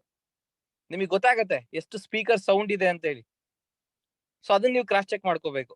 ಸೊ ಕೆಲವರು ತುಂಬಾ ಹತ್ರದಲ್ಲಿ ಇಟ್ಕೊಂಡು ಮಾತಾಡ್ತಾ ಇರ್ತಾರೆ, ಅವರಿಗೆ ಫುಲ್ ಜೋಶ್ ಇರುತ್ತೆ, ಕಿರ್ತಾ ಇರ್ತಾರೆ, ಬಟ್ ಕೂತ್ಕೊಂಡಿರೋರಿಗೆ ಇರಿಟೇಷನ್ ಆಗ್ತಿರುತ್ತೆ. ಅಂಡ್ ಒಂದ್ ಕಡೆ ನಿಂತ್ಕೊಂಡು ಮಾತಾಡ್ತಾ ಇರಲ್ಲ, ಸುಮ್ನೆ ಆ ಕಡೆಯಿಂದ ಈ ಕಡೆಗೆ ಓಡಾಡ್ತಾನೆ ಇರ್ತಾರೆ. ಸೊ ಆಡಿಯನ್ಸ್ ಏನಾಗತ್ತೆ, ಫೋಕಸ್ ಮಾಡಕ್ ಆಗಲ್ಲ. ನೀವೇನ್ ಮಾತಾಡ್ತಾ ಇರ್ತೀರಾ ಅದನ್ನ ಕೇಳಿಸ್ಕೊಳಕ್ ಆಗಲ್ಲ. ಸೊ ಅದು ಒಂದ್ಸಲ ಚಂದ, 2 ಸಲ ಚಂದ, ಪ್ರತಿ ಸಲ ನೀವು ಆ ಕಡೆಯಿಂದ ಈ ಕಡೆ, ಈ ಕಡೆಯಿಂದ ಕಡೆ, ಈ ಕಡೆಯಿಂದ ಕಡೆಗೆ, ಆ ಕಡೆಯಿಂದ ಈ ಕಡೆಗೆ ನಾನ್ ಮಾಡಿರೋ ಮಿಸ್ಟೇಕ್ಸ್ ಗಳನ್ನ ನಾನು ನಿಮ್ಗೆ ಹೇಳ್ತಿರೋಂಥದ್ದು. ನಾನು ಕೂಡ ಈ ರೀತಿ ಮಿಸ್ಟೇಕ್ಸ್ ಮಾಡ್ತಾ ಇದ್ದೆ. ಬಟ್ ಯಾವಾಗ ನನಗೆ ಸರಿಯಾದ ವ್ಯಕ್ತಿಯಿಂದ ಈ ಟ್ರೈನಿಂಗ್ ವಿಚಾರದಲ್ಲಿ 100% ಮಾಹಿತಿ ಇದ್ದಂತ ವ್ಯಕ್ತಿಯಿಂದ ನಾನು ಮಾಹಿತಿ ಪಡ್ಕೊಂಡೆ. ನಾವು ಎಜುಕೇಶನ್ಗೆ ಟೈಮ್ ಇನ್ವೆಸ್ಟ್ಮೆಂಟ್ ಮಾಡಬೇಕು, ಕಲಿಯೋದಕ್ಕೆ ಟೈಮ್ ಇನ್ವೆಸ್ಟ್ಮೆಂಟ್ ಮಾಡಬೇಕು ಅಂತ ಯಾಕೆ ಹೇಳ್ತೀವಿ ಅಂದ್ರೆ ಇದೇ ಕಾರಣಕ್ಕೆ. ಇವತ್ತು ನೀವು ಈ ಒಂದು ಕಾರ್ಯಕ್ರಮಕ್ಕೆ ಅಟೆಂಡ್ ಆಗಿದ್ದಕ್ಕೆ ಅಲ್ವಾ ಇವೆಲ್ಲ ಮಾಹಿತಿಗಳು ಸಿಗ್ತಿರೋಂಥದ್ದು. ನೀವು ಸಮಯನ ಇನ್ವೆಸ್ಟೇ ಮಾಡಿಲ್ಲ ಇವತ್ತಿನ ಕಾರ್ಯಕ್ರಮಕ್ಕೆ ಅಂತ ಅಂದಿದ್ರೆ ಇವೆಲ್ಲ ಎಲ್ಲಿ ಕಲಿಯಕ್ ಆಗ್ತಾ ಇತ್ತು? ಎಸ್ ಆರ್ನು? ನಾವೆಷ್ಟು ಬಿಸಿ ಇದೀವಿ ಡೈರೆಕ್ಟ್ ಸೆಲ್ಲಿಂಗ್ ಇಂಡಸ್ಟ್ರಿ ಅಂತ ಅಂದ್ರೆ ಕಲಿಯೋದಿಕ್ ರೆಡಿ ಇಲ್ಲ, ಕೆಲಸ ಮಾಡೋದಕ್ ರೆಡಿ ಇದೀವಿ. ಅಪ್ಡೇಟ್ ಆಗ್ದೇನೆ ನಾವು ಕೆಲಸ ಮಾಡ್ತಾ ಇದೀವಿ. ಮಾಹಿತಿನ ತಿಳ್ಕೊಳ್ದೆ ಗೊತ್ತಿರೋ ಮಾಹಿತಿನ ನಾವು ಜನರಿಗೆ ಶೇರ್ ಮಾಡ್ತಾ ಇದೀವಿ. ಸೊ ಎಲ್ಲಿ ಬಿಸ್ನೆಸ್ ಆಗತ್ತೆ, ಎಲ್ಲಿ ಕ್ಲೋಸಿಂಗ್ ಆಗತ್ತೆ? Yes or no? Am I right? ಒಪ್ಕೊಳ್ತೀರಾ ಈ ಫ್ಯಾಕ್ಟ್ ನ? ಸೊ ಒಂದ್ ಕಡೆ ನಿಂತ್ಕೊಂಡು ಮಾತಾಡಿ, ವಾಯ್ಸ್ ಮಾಡ್ಯುಲೇಷನ್ ಮಾಡಿ. ಒಂದೇ ವಾಯ್ಸ್ ಅಲ್ಲಿ ಒಂದೇ ಪಿಚ್ ಅಲ್ಲಿ ಮಾತಾಡ್ಬೇಡಿ, ವಾಯ್ಸ್ ನ ಮಾಡ್ಯುಲೇಷನ್ ಮಾಡಿ. ಸೊ ವಾಯ್ಸ್ ಮಾಡ್ಯುಲೇಷನ್ ಅಂದ್ರೆ ಏನು? ಇವಾಗ ನಾನು ಟ್ರೈನಿಂಗ್ ಕೊಡುವಾಗ ಒಂದೇ ಟೋನ್ ಅಲ್ಲಿ ಟ್ರೈನಿಂಗ್ ಕೊಡ್ತಾ ಇಲ್ಲ ನಾನು ನಿಮ್ಗೆ. ಸ್ವಲ್ಪ ಕಡಿಮೆ ಅಂಡ್ ಸ್ವಲ್ಪ ಜಾಸ್ತಿ, ಹೀಗೆ ವೇರಿಯೇಷನ್ ಮಾಡ್ತಿರ್ತೀನಿ. ಸೊ ಅದನ್ನ ನೀವು ಪ್ರಾಕ್ಟೀಸ್ ಮಾಡ್ಬೇಕು ಅಂದ್ರೆ ಏನ್ ಮಾಡ್ಬೇಕು? ಪ್ರಾಕ್ಟೀಸ್ ಮಾಡ್ಬೇಕು ಅಂತಂದ್ರೆ ಅದ್ರಲ್ಲಿ ಎಕ್ಸ್ಪರ್ಟ್ ಆಗ್ಬೇಕು ವಾಯ್ಸ್ ಮಾಡ್ಯುಲೇಷನ್ ಅಲ್ಲಿ ಅಂತಂದ್ರೆ ನೀವು ಜನರಲ್ ಆಗಿ ಮಾತಾಡುವಾಗ್ಲೇ ವಾಯ್ಸ್ ಮಾಡ್ಯುಲೇಷನ್ ಮಾಡ್ಕೊಳ್ತಾ ಮಾತಾಡಿ. ಒಂದ್ ವಾರ ಪ್ರಾಕ್ಟೀಸ್ ಮಾಡಿದ್ರೆ ಅಥವಾ ಒಂದ್ ತಿಂಗಳು ಪ್ರಾಕ್ಟೀಸ್ ಮಾಡಿದ್ರೆ ನಿಮಗೇನೆ ಅದರಲ್ಲಿ ಪರ್ಫೆಕ್ಟ್ ಆಗ್ತೀರಾ. ಸೊ ಟ್ರೈನಿಂಗ್ ಕೊಡುವಾಗ ಜೇಬಲ್ಲಿ, ಪ್ಯಾಂಟ್ ಜೇಬಲ್ಲಿ ಕೈ ಇಟ್ಕೊಂಡು ಕಾರ್ಯಕ್ರಮ ಮಾಡ್ತಾ ಇರ್ತೀವಿ, ಕಾರ್ಯಕ್ರಮ ಕೊಡ್ತಾ ಇರ್ತೀವಿ. ಸೊ ನೋಡೋದಕ್ಕೆ ಹಾರ್ಡ್ ಅನ್ಸುತ್ತೆ. ಎಸ್ ಆರ್ನು?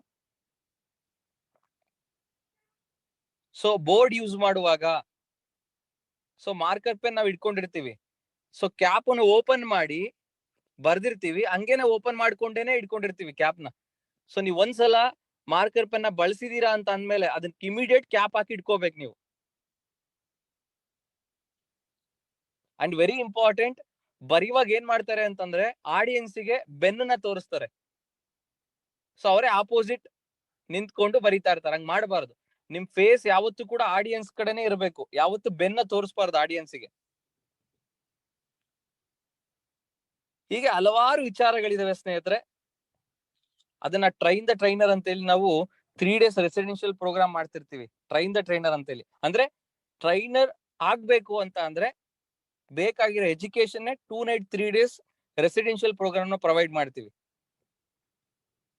ಸೊ ಇವೆಲ್ಲ ಮಾಹಿತಿ ನನಗೆ ಹೇಗೆ ಸಿಕ್ತು, ನಾನು ಹೇಗೆ ಅಪ್ಡೇಟ್ ಆದೆ ಅಂತಂದ್ರೆ ನಮ್ಮ ಗುರುಗಳಾದಂತ sir doctor S S Kulkarni sir. So actually international awardee ಅವರು, ಅಂತಾರಾಷ್ಟ್ರೀಯ ಪ್ರಶಸ್ತಿ ತಗೊಂಡಿರುವಂತ ವ್ಯಕ್ತಿ. ಸೊ ಅಂತ ವ್ಯಕ್ತಿಯ ಕಡೆಯಿಂದ ಮಾಹಿತಿ ನನಗೆ ಸಿಕ್ಕಿದ್ದಕ್ಕೆ, ಅಂದ್ರೆ ಇಂಟರ್ನ್ಯಾಷನಲ್ ಕಾರ್ಯಕ್ರಮ ಕೊಟ್ಟಿದ್ದಾರೆ. 9 ದೇಶಗಳಲ್ಲಿ 45 ಲಕ್ಷ ಜನರನ್ನ ಅಡ್ರೆಸ್ ಮಾಡಿದ್ದಾರೆ ಸ್ನೇಹಿತರೆ. 21 ವರ್ಷ ಅನುಭವ ಇರುವಂತ ವ್ಯಕ್ತಿ. ಸೊ ಒಂದು ಇಂಟರ್ನ್ಯಾಷನಲ್ ಅವಾರ್ಡ್, 2 ನ್ಯಾಷನಲ್ ಅವಾರ್ಡ್ ಸಿಕ್ಕಿರುವಂತ ವ್ಯಕ್ತಿ. ಸ್ವತಃ APJ ಅಬ್ದುಲ್ ಕಲಾಂ ಸರಿಗೆ ಅಡ್ರೆಸ್ ಮಾಡಿದ್ದಾರೆ. 3 ತಾಸಿನ ಕಾರ್ಯಕ್ರಮ, ವೆಲ್ನೆಸ್ ಕಾರ್ಯಕ್ರಮ ಕೊಟ್ಟಿದ್ದಾರೆ. ಸೊ ಅಂತ ವ್ಯಕ್ತಿಯಿಂದ ಮಾಹಿತಿ ಪಡ್ಕೊಂಡಿರೋದಕ್ಕೆ ನಾನು ನಿಮ್ಗೆ ಮಾಹಿತಿ ಕೊಡಕ್ ಸಾಧ್ಯತೆ ಆಗ್ತಾ ಇದೆ. ಸೊ ತುಂಬಾ ಜನರಿಗೆ ಪ್ರಶ್ನೆ ಇರುತ್ತೆ, ಸರ್ ಇದನ್ನ ಕೆರಿಯರ್ ಆಗಿ ತಗೋಬೇಕು ಅಂತ ಅನ್ಕೊಂಡಿದೀನಿ, ಬಟ್ ಪ್ರೊಫೆಷನ್ ಆಗಿ ತಗೋಬೇಕು ಅಂತ ಅನ್ಕೊಂಡಿದೀನಿ. ಬಟ್ ಇವಾಗ ನಾನು ಎಲ್ಲೋ ಒಂದ್ ಕಡೆ ಕೆಲಸ ಮಾಡ್ಕೊಳ್ತಾ ಈ ಡೈರೆಕ್ಟ್ ಸೆಲ್ಲಿಂಗ್ ಇಂಡಸ್ಟ್ರಿ ವರ್ಕ್ ಮಾಡ್ತಾ ಇದ್ದೀನಿ. ಸೊ ನಾನು ಪಾರ್ಟ್ ಟೈಮ್ ಅಲ್ಲಿ ಮಾಡ್ತಾ ಇದ್ದೀನಿ, ಫುಲ್ ಟೈಮ್ ಆಗಿ ತಗೋಬೇಕು ಬೇಡ ಅನ್ನೋ ಗೊಂದಲದಲ್ಲಿ ಇದೀನಿ ಅಂತೇಳಿ ತುಂಬಾ ಜನರ ಪ್ರಶ್ನೆ ಇರುತ್ತೆ. ಎಸ್ ಆರ್ನು? ಆ ಪ್ರಶ್ನೆ ನಿಮ್ಗೂ ಇದೆ ಅಂತ ಅನ್ಕೊಳ್ತೀನಿ. Am I right? ಸೊ ನಿಮ್ಗೂ ಆ ರೀತಿ ಏನಾದ್ರು ಗೊಂದಲ ಇತ್ತು ಅಂತಂದ್ರೆ, ಸೊ ನನ್ನ ಸಜೆಷನ್ ಏನು ಅಂತಂದ್ರೆ, ಸೊ ಜಾಯ್ನಿಂಗ್ ಆಗಿದ್ದ ಮೂಮೆಂಟ್ ಅಲ್ಲೇನೆ ನೀವು ಫುಲ್ ಟೈಮರ್ ಆಗ್ಬೇಡಿ, ಪಾರ್ಟ್ ಟೈಮ್ ಅಲ್ಲಿ ಶುರು ಮಾಡಿ. ಯಾಕೆ ಅಂತ ಅಂದ್ರೆ ನೀವು ಒಂದು ಕಂಪನಿಯಲ್ಲಿ ಕೆಲಸ ಮಾಡ್ತಿರ್ತೀರಾ, ಒಂದು 15-20 ಸಾವಿರ ಅಥವಾ 25-30 ಸಾವಿರ ಇನ್ಕಮ್ ಇದ್ದಾಗ ನಿಮ್ಗೊಂದಿಷ್ಟು ಕಮಿಟ್ಮೆಂಟ್ಸ್ ಇರುತ್ತೆ. ಸೊ ಆ ಕಮಿಟ್ಮೆಂಟ್ಸ್ ಗಳು ಸಾಲ್ವ್ ಆಗ್ಬೇಕು ಆ ಮಂತ್ ಅಲ್ಲಿ ಅಂತಂದ್ರೆ ಏನೇನ್ ಕಮಿಟ್ಮೆಂಟ್ಸ್ ಇರುತ್ತೆ ಜನರಲ್ ಆಗಿ? ನೀವು ಬಾಡಿಗೆ ಮನೇಲಿ ಇತ್ತು ಅಂತಂದ್ರೆ ಆ ಮನೆಯ ರೆಂಟ್ ಇರ್ಬೋದು, ಬಾಡಿಗೆ ಇರ್ಬೋದು, ಅಂಡ್ ವೆರಿ ಇಂಪಾರ್ಟೆಂಟ್ ಆಗಿ ರೇಷನ್ ಇರ್ಬೋದು. ಏನಾದ್ರು ಹಬ್ಬ ಅಥವಾ ಏನಾದ್ರೂ ಹೊರಗಡೆ ಹೋಗ್ಬೇಕು, ಟ್ರಿಪ್ ಮಾಡಬೇಕು, ರೆಸ್ಟೋರೆಂಟ್ಗೆ ಹೋಗ್ಬೇಕು ವಾರಕ್ಕೊಂದ್ಸಲ, ಈ ರೀತಿ ಖರ್ಚುಗಳಿರುತ್ತೆ. ಸೊ ಆ ಖರ್ಚುಗಳು, EMI ಗಳಿದ್ರೆ EMI, ಲೋನ್ಗಳಿದ್ರೆ ಲೋನ್ಗಳು. ಸೊ ಇವೆಲ್ಲ ಕಮಿಟ್ಮೆಂಟ್ಸ್ ಇರುತ್ತೆ. ಸೊ ಏಕಾಏಕಿ ನೀವು ಇಲ್ಲಿ ಫುಲ್ ಟೈಮರ್ ಆಗಿ ಎಂಟರ್ ಆದ್ರೆ ಸೊ ನಿಮ್ಗೆ ಬಿಗಿನಿಂಗ್ ಮಂತ್ ಅಲ್ಲೇನೆ ಇನ್ಕಮ್ ಬರಲ್ಲ. ಯಾಕೆ ಸರ್ ಫಸ್ಟ್ ಮಂತ್ ಅಲ್ಲಿ ಇನ್ಕಮ್ ಬರಲ್ಲ? ನಾನು ಆಲ್ರೆಡಿ ಕ್ಲಾರಿಟಿ ಕೊಟ್ಟಿದ್ದೀನಿ. ಯಾವುದೇ ಒಂದು ಬಿಸ್ನೆಸ್ ಆದ್ರೆ ಆ ಬಿಸ್ನೆಸ್ ಪಿಕಪ್ ಆಗ್ಬೇಕು ಅಂದ್ರೆ ಮಿನಿಮಮ್ 6 ಮಂತ್ to 1 year ಬೇಕು. ಸೊ ಇಲ್ಲಿ ಬರೋದೆಲ್ಲವೂ ಪ್ರಾಫಿಟ್, ನಿಮ್ಗೆ ಇನ್ವೆಸ್ಟ್ಮೆಂಟ್ ಇಲ್ಲ. ಸೊ ಫಸ್ಟ್ 1 year ನೀವು ಕಲಿಯೋದಕ್ಕೆ ಟೈಮ್ ಕೊಡ್ಬೇಕು. ಸಾರ್ನು ಸೊ ಹಾಗಿರೋದ್ರಿಂದ ಫಸ್ಟ್ ಒಂದ್ 6 ಮಂತ್ ಕಲಿತಾ ಪಾರ್ಟ್ ಟೈಮ್ ಅಲ್ಲೇ ಶುರು ಮಾಡಿ. ಸೊ ಯಾವಾಗ ನಿಮ್ಗೆ ಡೈರೆಕ್ಟ್ ಸೆಲ್ಲಿಂಗ್ ಇಂಡಸ್ಟ್ರಿಯಲ್ಲಿ ಅಥವಾ ಡೈರೆಕ್ಟ್ ಸೆಲ್ಲಿಂಗ್ ಕಂಪನಿಯಲ್ಲಿ ನಿಮ್ಮ ಆದಾಯ ನಿಮ್ಮ ಜಾಬಿಗಿಂತ ಸ್ವಲ್ಪ ಜಾಸ್ತಿ ಅಂತ ಅನ್ಸುತ್ತೆ, ಫಾರ್ ಎಕ್ಸಾಂಪಲ್ ನೀವು ಜಾಬ್ ಅಲ್ಲಿ 20,000 ದುಡಿತಾ ಇದ್ದೀರಾ ಅಂದ್ರೆ ಇಲ್ಲೂ 20 ರಿಂದ 25,000 ಇನ್ಕಮ್ ಬರ್ತಾ ಇದೆ ಅಂದ್ರೆ ಆ ಸಂದರ್ಭದಲ್ಲಿ ನೀವು ನಿಮ್ಮ ಜಾಬ್ ನ ಕ್ವಿಟ್ ಮಾಡಿ ಇದನ್ನ ಫುಲ್ ಟೈಮ್ ಆಗಿ ತಗೊಬಹುದು. ಇದನ್ನೇ ಪ್ರೊಫೆಷನ್ ಆಗಿ ನೀವು ತಗೊಬಹುದು, ಇದನ್ನೇ ಕೆರಿಯರ್ ಆಗಿ ನೀವು ತಗೊಬಹುದು. ನಾನು ತುಂಬಾ ಜನ ನಾನು ನೋಡಿದೀನಿ, ಜಾಬ್ ಅಲ್ಲಿ ವರ್ಕ್ ಮಾಡ್ತಾ ಮಾಡ್ತಾನೆ ಅಪ್ಲೈನು ಕೂಡ ಲೀಡರ್ ಆದವರು ಕೂಡ ಇದನ್ನ ಕ್ಲಾರಿಫಿಕೇಶನ್ ಕೊಡಲ್ಲ ಅಥವಾ ಇದನ್ನ ಅರ್ಥ ಮಾಡ್ಸಲ್ಲ. ಅವ್ರಿಗೇನು, ಲೀಡರಿಗೆ ನನ್ ಟೀಮಲ್ಲಿ ಅತಿ ಹೆಚ್ಚು ಜನ ಫುಲ್ ಟೈಮರ್ಸ್ ಆಗ್ಬೇಕು, ಹೇಗಾದ್ರೂ ಮಾಡಿ ಆಸೆ ಹುಡ್ಸಿ ಏನೋ ಹೇಳಿ ಕತೆ ಕಟ್ಟಿ ಫುಲ್ ಟೈಮರ್ ಆಗಿ ಮಾಡ್ಬಿಡ್ತಾರೆ. ಅವ್ರದ್ದು ಮಂತ್ಲಿ ಕಮಿಟ್ಮೆಂಟ್ ಎಷ್ಟಿದೆ, ಅವ್ರ ಜಾಬ್ ಅಲ್ಲಿ ಎಷ್ಟು ಇನ್ಕಮ್ ಬರ್ತಾ ಇದೆ, ಇಲ್ಲಿ ಫುಲ್ ಟೈಮಿಗೆ ಬಂದ್ರೆ ಫುಲ್ ಟೈಮರ್ ಆಗಿ ಬಂದ್ರೆ ಇಲ್ಲಿ ಇನ್ಕಮ್ ಬರುತ್ತಾ, ಇವ್ಯಾವ್ದು ಕ್ರಾಸ್ ಚೆಕ್ ಮಾಡಲ್ಲ, ಏಕಾಏಕಿ ಫುಲ್ ಟೈಮರ್ ಮಾಡಿಸ್ತಾರೆ. ಸೊ ಫಸ್ಟ್ ಮಂತ್ ಒಂದ್ 20,000 ಕಮಿಟ್ಮೆಂಟ್ ಇರುತ್ತೆ, ಬಟ್ ಅವ್ರ ಕಂಪನಿಯಲ್ಲಿ ಒಂದ್ 5 ರಿಂದ 10,000 ರೂಪಾಯಿ ಇನ್ಕಮ್ ಬರುತ್ತೆ ಫಸ್ಟ್ ಮಂತ್ ಅಂತ ಅನ್ಕೊಳ್ಳಿ. ಸೊ ಅದ್ರಲ್ಲಿ ಓಡಾಟ ಖರ್ಚು ಅಂತಾನೆ ಒಂದ್ 5,000 ಆಗಿರುತ್ತೆ. ಡೈರೆಕ್ಟ್ ಸೆಲ್ಲಿಂಗ್ ಅಲ್ಲಿ ಇನ್ವೆಸ್ಟ್ಮೆಂಟ್ ಏನೆ ನಿಮ್ ಓಡಾಟ, ಊಟ, ತಿಂಡಿ, ಎಲ್ಲೋ ಒಂದ್ ಕಡೆ ಲಾಡ್ಜ್ ಅಲ್ಲಿ ಉಳ್ಕೊಳ್ಳುವಂತ ಪರಿಸ್ಥಿತಿ ಬರುತ್ತೆ. ಬಸ್ ಚಾರ್ಜ್ ಇರ್ಬೋದು, ಟ್ರಾವೆಲಿಂಗ್ ಚಾರ್ಜ್ ಇರ್ಬೋದು, ಅಥವಾ ಬೈಕ್ ಅಥವಾ ಕಾರಲ್ಲಿ ಓಡಾಡ್ತಿದ್ದೀರಾ ಅಂದ್ರೆ ಪೆಟ್ರೋಲ್ ಚಾರ್ಜ್ ಇರ್ಬೋದು. ಸೊ ನೀವೇನ್ ದುಡಿತೀರಾ ಇಂಡಸ್ಟ್ರಿಯಲ್ಲಿ ಅವೆಲ್ಲವೂ ಪ್ರಾಫಿಟ್ ಏನೆ, ನೀವೇನ್ ಇನ್ವೆಸ್ಟ್ಮೆಂಟ್ ಮಾಡಿರಲ್ಲ ಈ ಒಂದು ಇಂಡಸ್ಟ್ರಿ. ಹಂಗಾದ್ರೆ ಖರ್ಚೇನಿರುತ್ತೆ? 50% ಖರ್ಚಾಗತ್ತೆ. ಯಾವ್ದಾವ್ದು ಖರ್ಚಾಗತ್ತೆ? ನಿಮ್ ಊಟ ತಿಂಡಿಗೆ, ಟ್ರಾವೆಲಿಂಗಿಗೆ. ಟ್ರಾವೆಲಿಂಗ್ ಅಂತ ಬಂದ್ರೆ ನೀವು ಬೈಕ್ ಬಳಸ್ತಾ ಇದ್ರೆ ಪೆಟ್ರೋಲ್ ಚಾರ್ಜ್, ಕಾರ್ ಬಳಸ್ತಾ ಇದ್ರೆ ಪೆಟ್ರೋಲ್ ಆರ್ ಡೀಸೆಲ್. ನೀವೆಲ್ಲಾದ್ರೂ ಹೊಸ ಪ್ಲೇಸ್ ಅಲ್ಲಿ ಟೀಮ್ ಬಿಲ್ಡ್ ಮಾಡೋದಕ್ಕೆ ಹೋಗ್ತಾ ಇದ್ದೀರಾ ಅಂತಂದ್ರೆ ಆ ಒಂದು ಪ್ಲೇಸ್ ಅಲ್ಲಿ ಉಳ್ಕೊಳ್ಳೋದಕ್ಕೆ ಒಂದು ಲಾಡ್ಜ್, ನಿಮ್ಮ ಟೀಮ್ ಜೊತೆ ಊಟ ತಿಂಡಿಗೆ ಅಥವಾ ಟೀ ಕಾಫಿ ಕುಡಿಯೋದಕ್ಕೆ ಹೋದಾಗ ಅಂತ ಸಂದರ್ಭದಲ್ಲಿ ನೀವು ಅಪ್ಲೈನ್ ಆದಾಗ, ನೀವೇ ಲೀಡರ್ ಇದ್ದಾಗ ಅಲ್ಲಿ ನೀವು ಅಮೌಂಟ್ ನ ಸ್ಪೆಂಡ್ ಮಾಡ್ಬೇಕಾಗತ್ತೆ. ಹೀಗೆ ಹಲವಾರು ರೀತಿಯ ಖರ್ಚುಗಳಿರುತ್ತೆ. ಹಂಗಂತೇಳಿ ನೀವು ಕೈಯಿಂದ ಖರ್ಚು ಮಾಡಿ ಅಂತ ಹೇಳಲ್ಲ ಡೈರೆಕ್ಟ್ ಸೆಲ್ಲಿಂಗ್ ಇಂಡಸ್ಟ್ರಿ. ನೀವೇನ್ ದುಡಿತಿರ್ತೀರಾ, ನಿಮ್ಗೆ ಏನ್ ಇನ್ಕಮ್ ಬರ್ತಿರತ್ತೆ ಅದರಲ್ಲಿ 50% ಖರ್ಚಿಗೆ ಅಂತಾನೆ ನೀವು ಎತ್ತಿಡ್ಬೇಕಾಗತ್ತೆ. ಕೆಲವ್ರದೆಲ್ಲ 50% ಮೇಲೆ ಖರ್ಚಾಗಿರುವಂತದ್ದು ಇರುತ್ತೆ. ಉದಾಹರಣೆ, ಸೊ ನಿಮ್ಗೆ ಕಮಿಟ್ಮೆಂಟ್ 20,000 ಇದೆ, ಬಂದಿರೋದು ಇಲ್ಲಿ 10,000, ಅದ್ರಲ್ಲಿ 5,000 ರೂಪಾಯಿ ಇಲ್ಲಿ ವರ್ಕ್ ಮಾಡೋದಕ್ಕೆ ಅಂತಾನೆ ಖರ್ಚು ಮಾಡಿರ್ತೀರಾ. ಫಸ್ಟ್ ಮಂತ್ ಏನಾಗುತ್ತೆ, ನಿಮ್ ಹತ್ರ ಒಂದ್ 5,000 ರೂಪಾಯಿ ಉಳಿದಿರತ್ತೆ. ಸೊ ನಿಮ್ ಕಮಿಟ್ಮೆಂಟ್ 20,000 ಇರುತ್ತೆ. ಸೊ 5,000 ಕ್ಲಿಯರ್ ಮಾಡ್ತೀರಾ, ಇನ್ನು 15,000 ಕಮಿಟ್ಮೆಂಟ್ ಪೆಂಡಿಂಗ್ ಆಗುತ್ತೆ. ಅವಾಗ ಏನ್ ಮಾಡ್ತೀರಾ, ಎಲ್ಲೋ ಒಂದ್ ಕಡೆ ಲೋನ್ ತಗೊಳ್ತೀರಾ, 15,000 ಲೋನ್ ತಗೊಳ್ತೀರಾ. ಫಸ್ಟ್ ಮಂತ್ 15,000 ಲೋನ್ ಆಯ್ತು.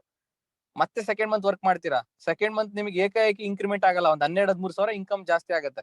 ಸೊ 10 13 ಆಗುತ್ತೆ. ಸೊ ಮತ್ತೆ ನಿಮಗೆ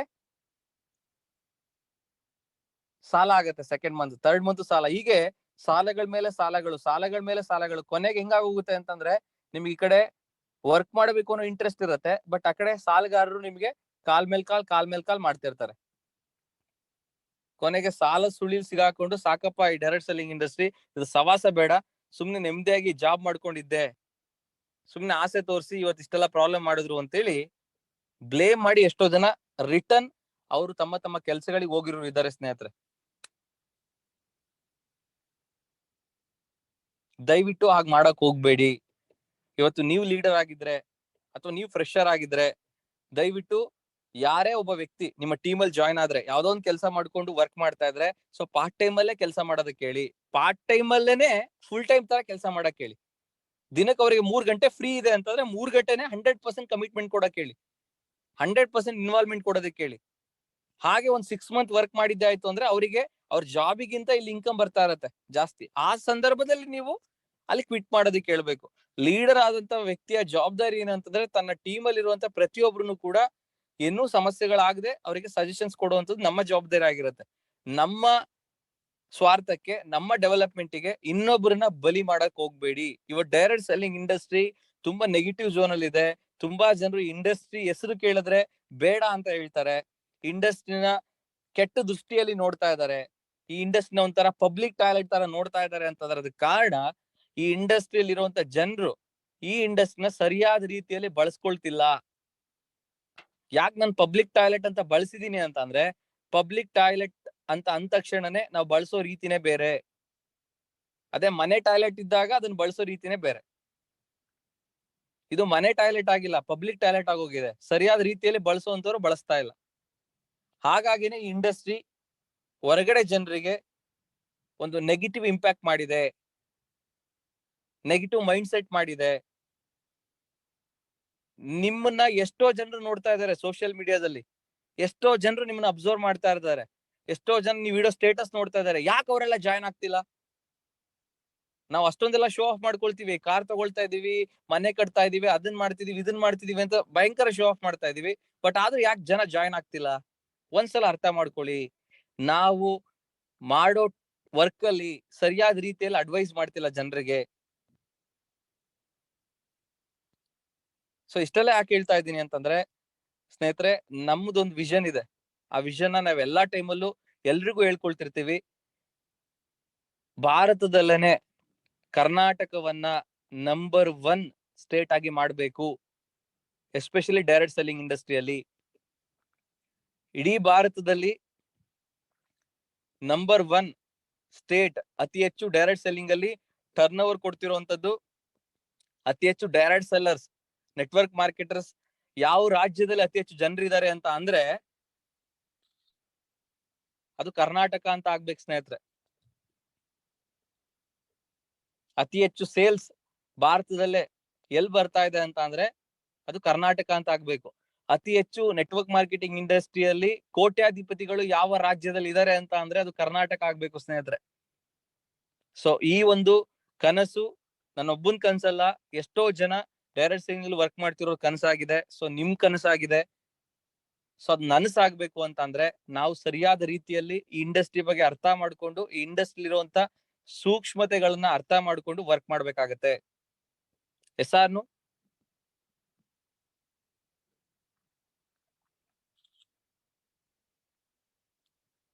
S, thank you so much dear leaders. So ಆ ಒಂದು ಗುರಿನ 101% ರೀಚ್ ಆಗೋಣ, ಅದ್ರಲ್ಲಿ ಯಾವುದೇ ಡೌಟ್ ಇಲ್ಲ. ನಂಬರ್ 1 ಸ್ಟೇಟ್ ಮಾಡೋಣ. ಭಾರತದಲ್ಲಿ ಅತಿ ಹೆಚ್ಚು ಡೈರೆಕ್ಟ್ ಸೆಲ್ಲರ್ಸ್ ಯಾವ ರಾಜ್ಯದಲ್ಲಿ ಇದ್ದಾರೆ ಅಂತ ಅಂದ್ರೆ ಅದು ಕರ್ನಾಟಕ ಅಂತ ಆಗ್ಬೇಕು. ಮನೆ ಮನೆಗೆ ನೆಟ್ವರ್ಕ್ ಮಾರ್ಕೆಟಿಂಗ್ ತಗೊಂಡೋಗೋಣ. ಕನಿಷ್ಠ ಮನೆಗೊಬ್ಬ ನೆಟ್ವರ್ಕ್ ಮಾರ್ಕೆಟರ್ ಇರಬೇಕು. ಕರ್ನಾಟಕದಲ್ಲಿ ಮನೆಗೊಬ್ಬ ನೆಟ್ವರ್ಕ್ ಮಾರ್ಕೆಟರ್ ಇರಬೇಕು. ಅವನ ಆದಾಯ ಕನಿಷ್ಠ 1 ಲಕ್ಷ ರೂಪಾಯಿ ಇನ್ಕಮ್ ಇರಬೇಕು ಸ್ನೇಹಿತರೆ. ಇದೊಂದು ಸಂಕಲ್ಪನ ಮಾಡಿ ಆ ಸಂಕಲ್ಪಕ್ಕೆ ಇಷ್ಟೆಲ್ಲ ಕೆಲಸಗಳನ್ನ ಮಾಡ್ತಿರುವಂತದ್ದು. ಯೂಟ್ಯೂಬ್ ಅಲ್ಲಿ ವಿಡಿಯೋಸ್ಗಳನ್ನ ಅಪ್ಲೋಡ್ ಮಾಡ್ತಿರೋದಿರ್ಬೋದು, ಪುಸ್ತಕಗಳನ್ನ ಮನೆ ಮನೆಗೆ ರೀಚ್ ಮಾಡಿಸ್ತಿರೋದಿರ್ಬೋದು, ಪುಸ್ತಕದ ಮುಖಾಂತರ ಎಜುಕೇಶನ್ ಕೊಡ್ತಿರೋದಿರ್ಬೋದು, MLM and wellness certification course provide ಮಾಡಿರೋದಿರ್ಬೋದು. ಇವೆಲ್ಲವೂ ಒಂದೇ ಒಂದು ಕಾರಣಕ್ಕೆ, ಮನೆ ಮನೆಗೆ ನೆಟ್ವರ್ಕ್ ಮಾರ್ಕೆಟರ್ ಇರಬೇಕು. ಮನೆಗೊಬ್ಬ ನೆಟ್ವರ್ಕ್ ಮಾರ್ಕೆಟರ್, ಅವ್ರ ಕನಿಷ್ಠ ಆದಾಯ ಮಂತ್ಲಿ 1 ಲಕ್ಷ ರೂಪಾಯಿ ಆದಾಯ ಇರಬೇಕು. ಈ ಒಂದು ಗುರಿನ, ಈ ಒಂದು ಇಂಟೆನ್ಷನ್ ಇಟ್ಕೊಂಡು ವರ್ಕ್ ಮಾಡ್ತಾ ಇದೀವಿ. ಅದಕ್ಕೆ ನಿಮ್ಮೆಲ್ಲರ ಬೆಂಬಲ ಇದ್ರೆ ಮಾತ್ರ ಇದನ್ನ ಅಚೀವ್ ಮಾಡಕ್ ಸಾಧ್ಯ. ಎಸ್ ಆರ್ ನು? ಸೊ ಇದನ್ನ ನಾವು ಅಚೀವ್ಮೆಂಟ್ ಮಾಡಾದ್ಮೇಲೆ ನೆಕ್ಸ್ಟ್ ಡ್ರೀಮ್ ಯಾವುದು ಅಂತ ಅಂದ್ರೆ, ಇಡೀ ಪ್ರಪಂಚದಲ್ಲೇ ಭಾರತ ನಂಬರ್ 1 ಸ್ಥಾನದಲ್ಲಿ ಇರಬೇಕು ಡೈರೆಕ್ಟ್ ಸೆಲ್ಲಿಂಗ್ ಇಂಡಸ್ಟ್ರಿಯಲ್ಲಿ. ಅತಿ ಹೆಚ್ಚು ಪ್ರಪಂಚದಲ್ಲಿ ಯಾವ ದೇಶದಲ್ಲಿ ಅತಿ ಹೆಚ್ಚು ಡೈರೆಕ್ಟ್ ಸೆಲ್ಲರ್ಸ್ ಇದ್ದಾರೆ ಅಂತ ಅಂದ್ರೆ ಅದು ಭಾರತ ಅಂತ ಆಗ್ಬೇಕು ಸ್ನೇಹಿತರೆ. This the second dream. ಮೊದಲನೇದು ಕರ್ನಾಟಕ, ಆಮೇಲೆ ಎರಡನೇದು ಭಾರತ. ಸೊ ಇದಕ್ಕೆ ನಿಮ್ಮೆಲ್ಲರ ಬೆಂಬಲ ಬೇಕು, ನಿಮ್ಮೆಲ್ಲರ ಸಪೋರ್ಟ್ ಬೇಕು. ಸೊ ಅದನ್ನ ಅಚೀವ್ಮೆಂಟ್ ಮಾಡೋಣ ಅಂತ ಹೇಳ್ತಾ, ಸೊ ಇವತ್ತಿನ ಕ್ವಶನ್ ಅಂಡ್ ಆನ್ಸರ್ ಸೆಷನ್ ಶುರು ಮಾಡೋಣ. ಸೊ ಯಾರು ಪ್ರಶ್ನೆಗಳನ್ನ ಕೇಳ್ತೀರಾ ಅವ್ರು ಚಾಟ್ ಬಾಕ್ಸ್ ಅಲ್ಲಿ ಹೆಸರನ್ನ ಮೆನ್ಷನ್ ಮಾಡಿ. ಸೊ ಅವ್ರನ್ನ ಅನ್ಮ್ಯೂಟ್ ಮಾಡ್ತೀನಿ.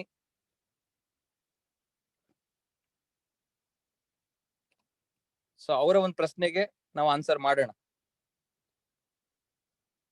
ಸೊ ಯಾರ ಪ್ರಶ್ನೆಗೆ ಉತ್ತರ ನೀಡಬೇಕು, ಸೊ ಅವರು ನೇಮ್ ನ ಮೆನ್ಷನ್ ಮಾಡಿ. ಸೊ ಪ್ರಶ್ನೆ ಕೇಳುವಾಗ ಎಲ್ರಿಗೂ ಒಂದು ಕಂಡೀಷನ್ ಏನು ಅಂತ ಅಂದ್ರೆ, ನೀವ್ ಯಾವ ಕಂಪನಿಯಲ್ಲಿ ಕೆಲಸ ಮಾಡ್ತಾ ಇದ್ರೆ ದಯವಿಟ್ಟು ಕಂಪನಿ ನೇಮ್ ನ ಮೆನ್ಷನ್ ಮಾಡಬೇಡಿ. ಯಾಕೆ ಅಂತಂದ್ರೆ ಈ ಒಂದು ಟ್ರೈನಿಂಗ್ ಮೀಟಿಂಗ್ ಅಲ್ಲಿ ಎಲ್ಲಾ ಕಂಪನಿಯ ಸದಸ್ಯರು ಜಾಯ್ನ್ ಆಗಿರ್ತಾರೆ.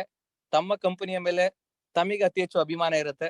ಸೊ ಹಾಗಿರುವಾಗ ನಿಮ್ ಕಂಪನಿ ಬಗ್ಗೆ ನೀವು ಮಾತಾಡಿದಾಗ ಸೊ ಅವರಿಗೆಲ್ಲ ಒಂದ್ ಕಡೆ ಹರ್ಟ್ ಆಗ್ಬೋದು. ಸೊ ಕಂಪನಿ ಪ್ರಮೋಷನ್ ಮಾಡ್ತಾ ಇದ್ದಾರೆ ಅಂತೇಳಿ. ಸೊ ಹಾಗಾಗಿ ದಯವಿಟ್ಟು ಕಂಪನಿ ನೇಮ್ ಮೆನ್ಷನ್ ಮಾಡಬೇಡಿ, ಪ್ರಾಡಕ್ಟ್ ನೇಮ್ ಮೆನ್ಷನ್ ಮಾಡಬೇಡಿ. ಯೂನಿವರ್ಸಲ್ ಆಗಿ ಡೈರೆಕ್ಟ್ ಸೆಲ್ಲಿಂಗ್ ಇಂಡಸ್ಟ್ರಿ ಅಂತ ಹೇಳಿ. ಸೊ ನಿಮ್ಮ ಸಮಸ್ಯೆನ ಓವರಲ್ ಆಗಿ ಹಾಗೆ ಹೇಳ್ಕೊಳ್ಳಿ ಅಂತ ಹೇಳ್ತಾ, ಸೊ ಮೊದಲನೇದಾಗಿ ಗಾಯತ್ರಿ ಮೇಡಮ್ ನೇಮ್ ಮೆನ್ಷನ್ ಮಾಡಿದ್ದಾರೆ. ಸೊ ಗಾಯತ್ರಿ ಮೇಡಮ್ ನ ಅನ್ಮ್ಯೂಟ್ ಮಾಡ್ತೀನಿ. Yes Gayatri madam. Yes sir, thank you so much ನನಗೆ ಒಂದು ಅವಕಾಶ ಕೊಟ್ಟಿದ್ದಕ್ಕೆ. ಸರ್, ಇವಾಗ ನಾವು ನೆಟ್ವರ್ಕ್ ಮಾರ್ಕೆಟಿಂಗ್ ಬಗ್ಗೆ ಹೇಳಲಿಕ್ಕೆ ಹೋದಾಗ ಎಷ್ಟೋ ಜನ ನಾನು ಇದು ಕಂಪ್ನಿ ಹೆಸರನ್ನ ಮೆನ್ಷನ್ ಮಾಡೋದಿಲ್ಲ. ಸೊ ಕಂಪ್ನಿ ಹೆಸರು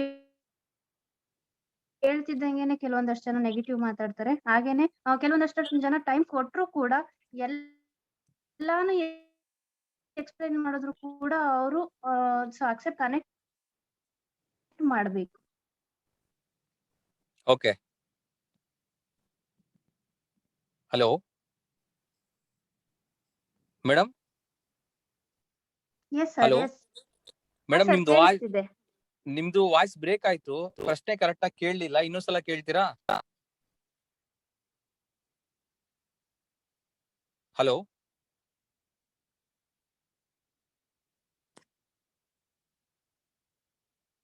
ಗಾಯತ್ರಿ ಮೇಡಮ್.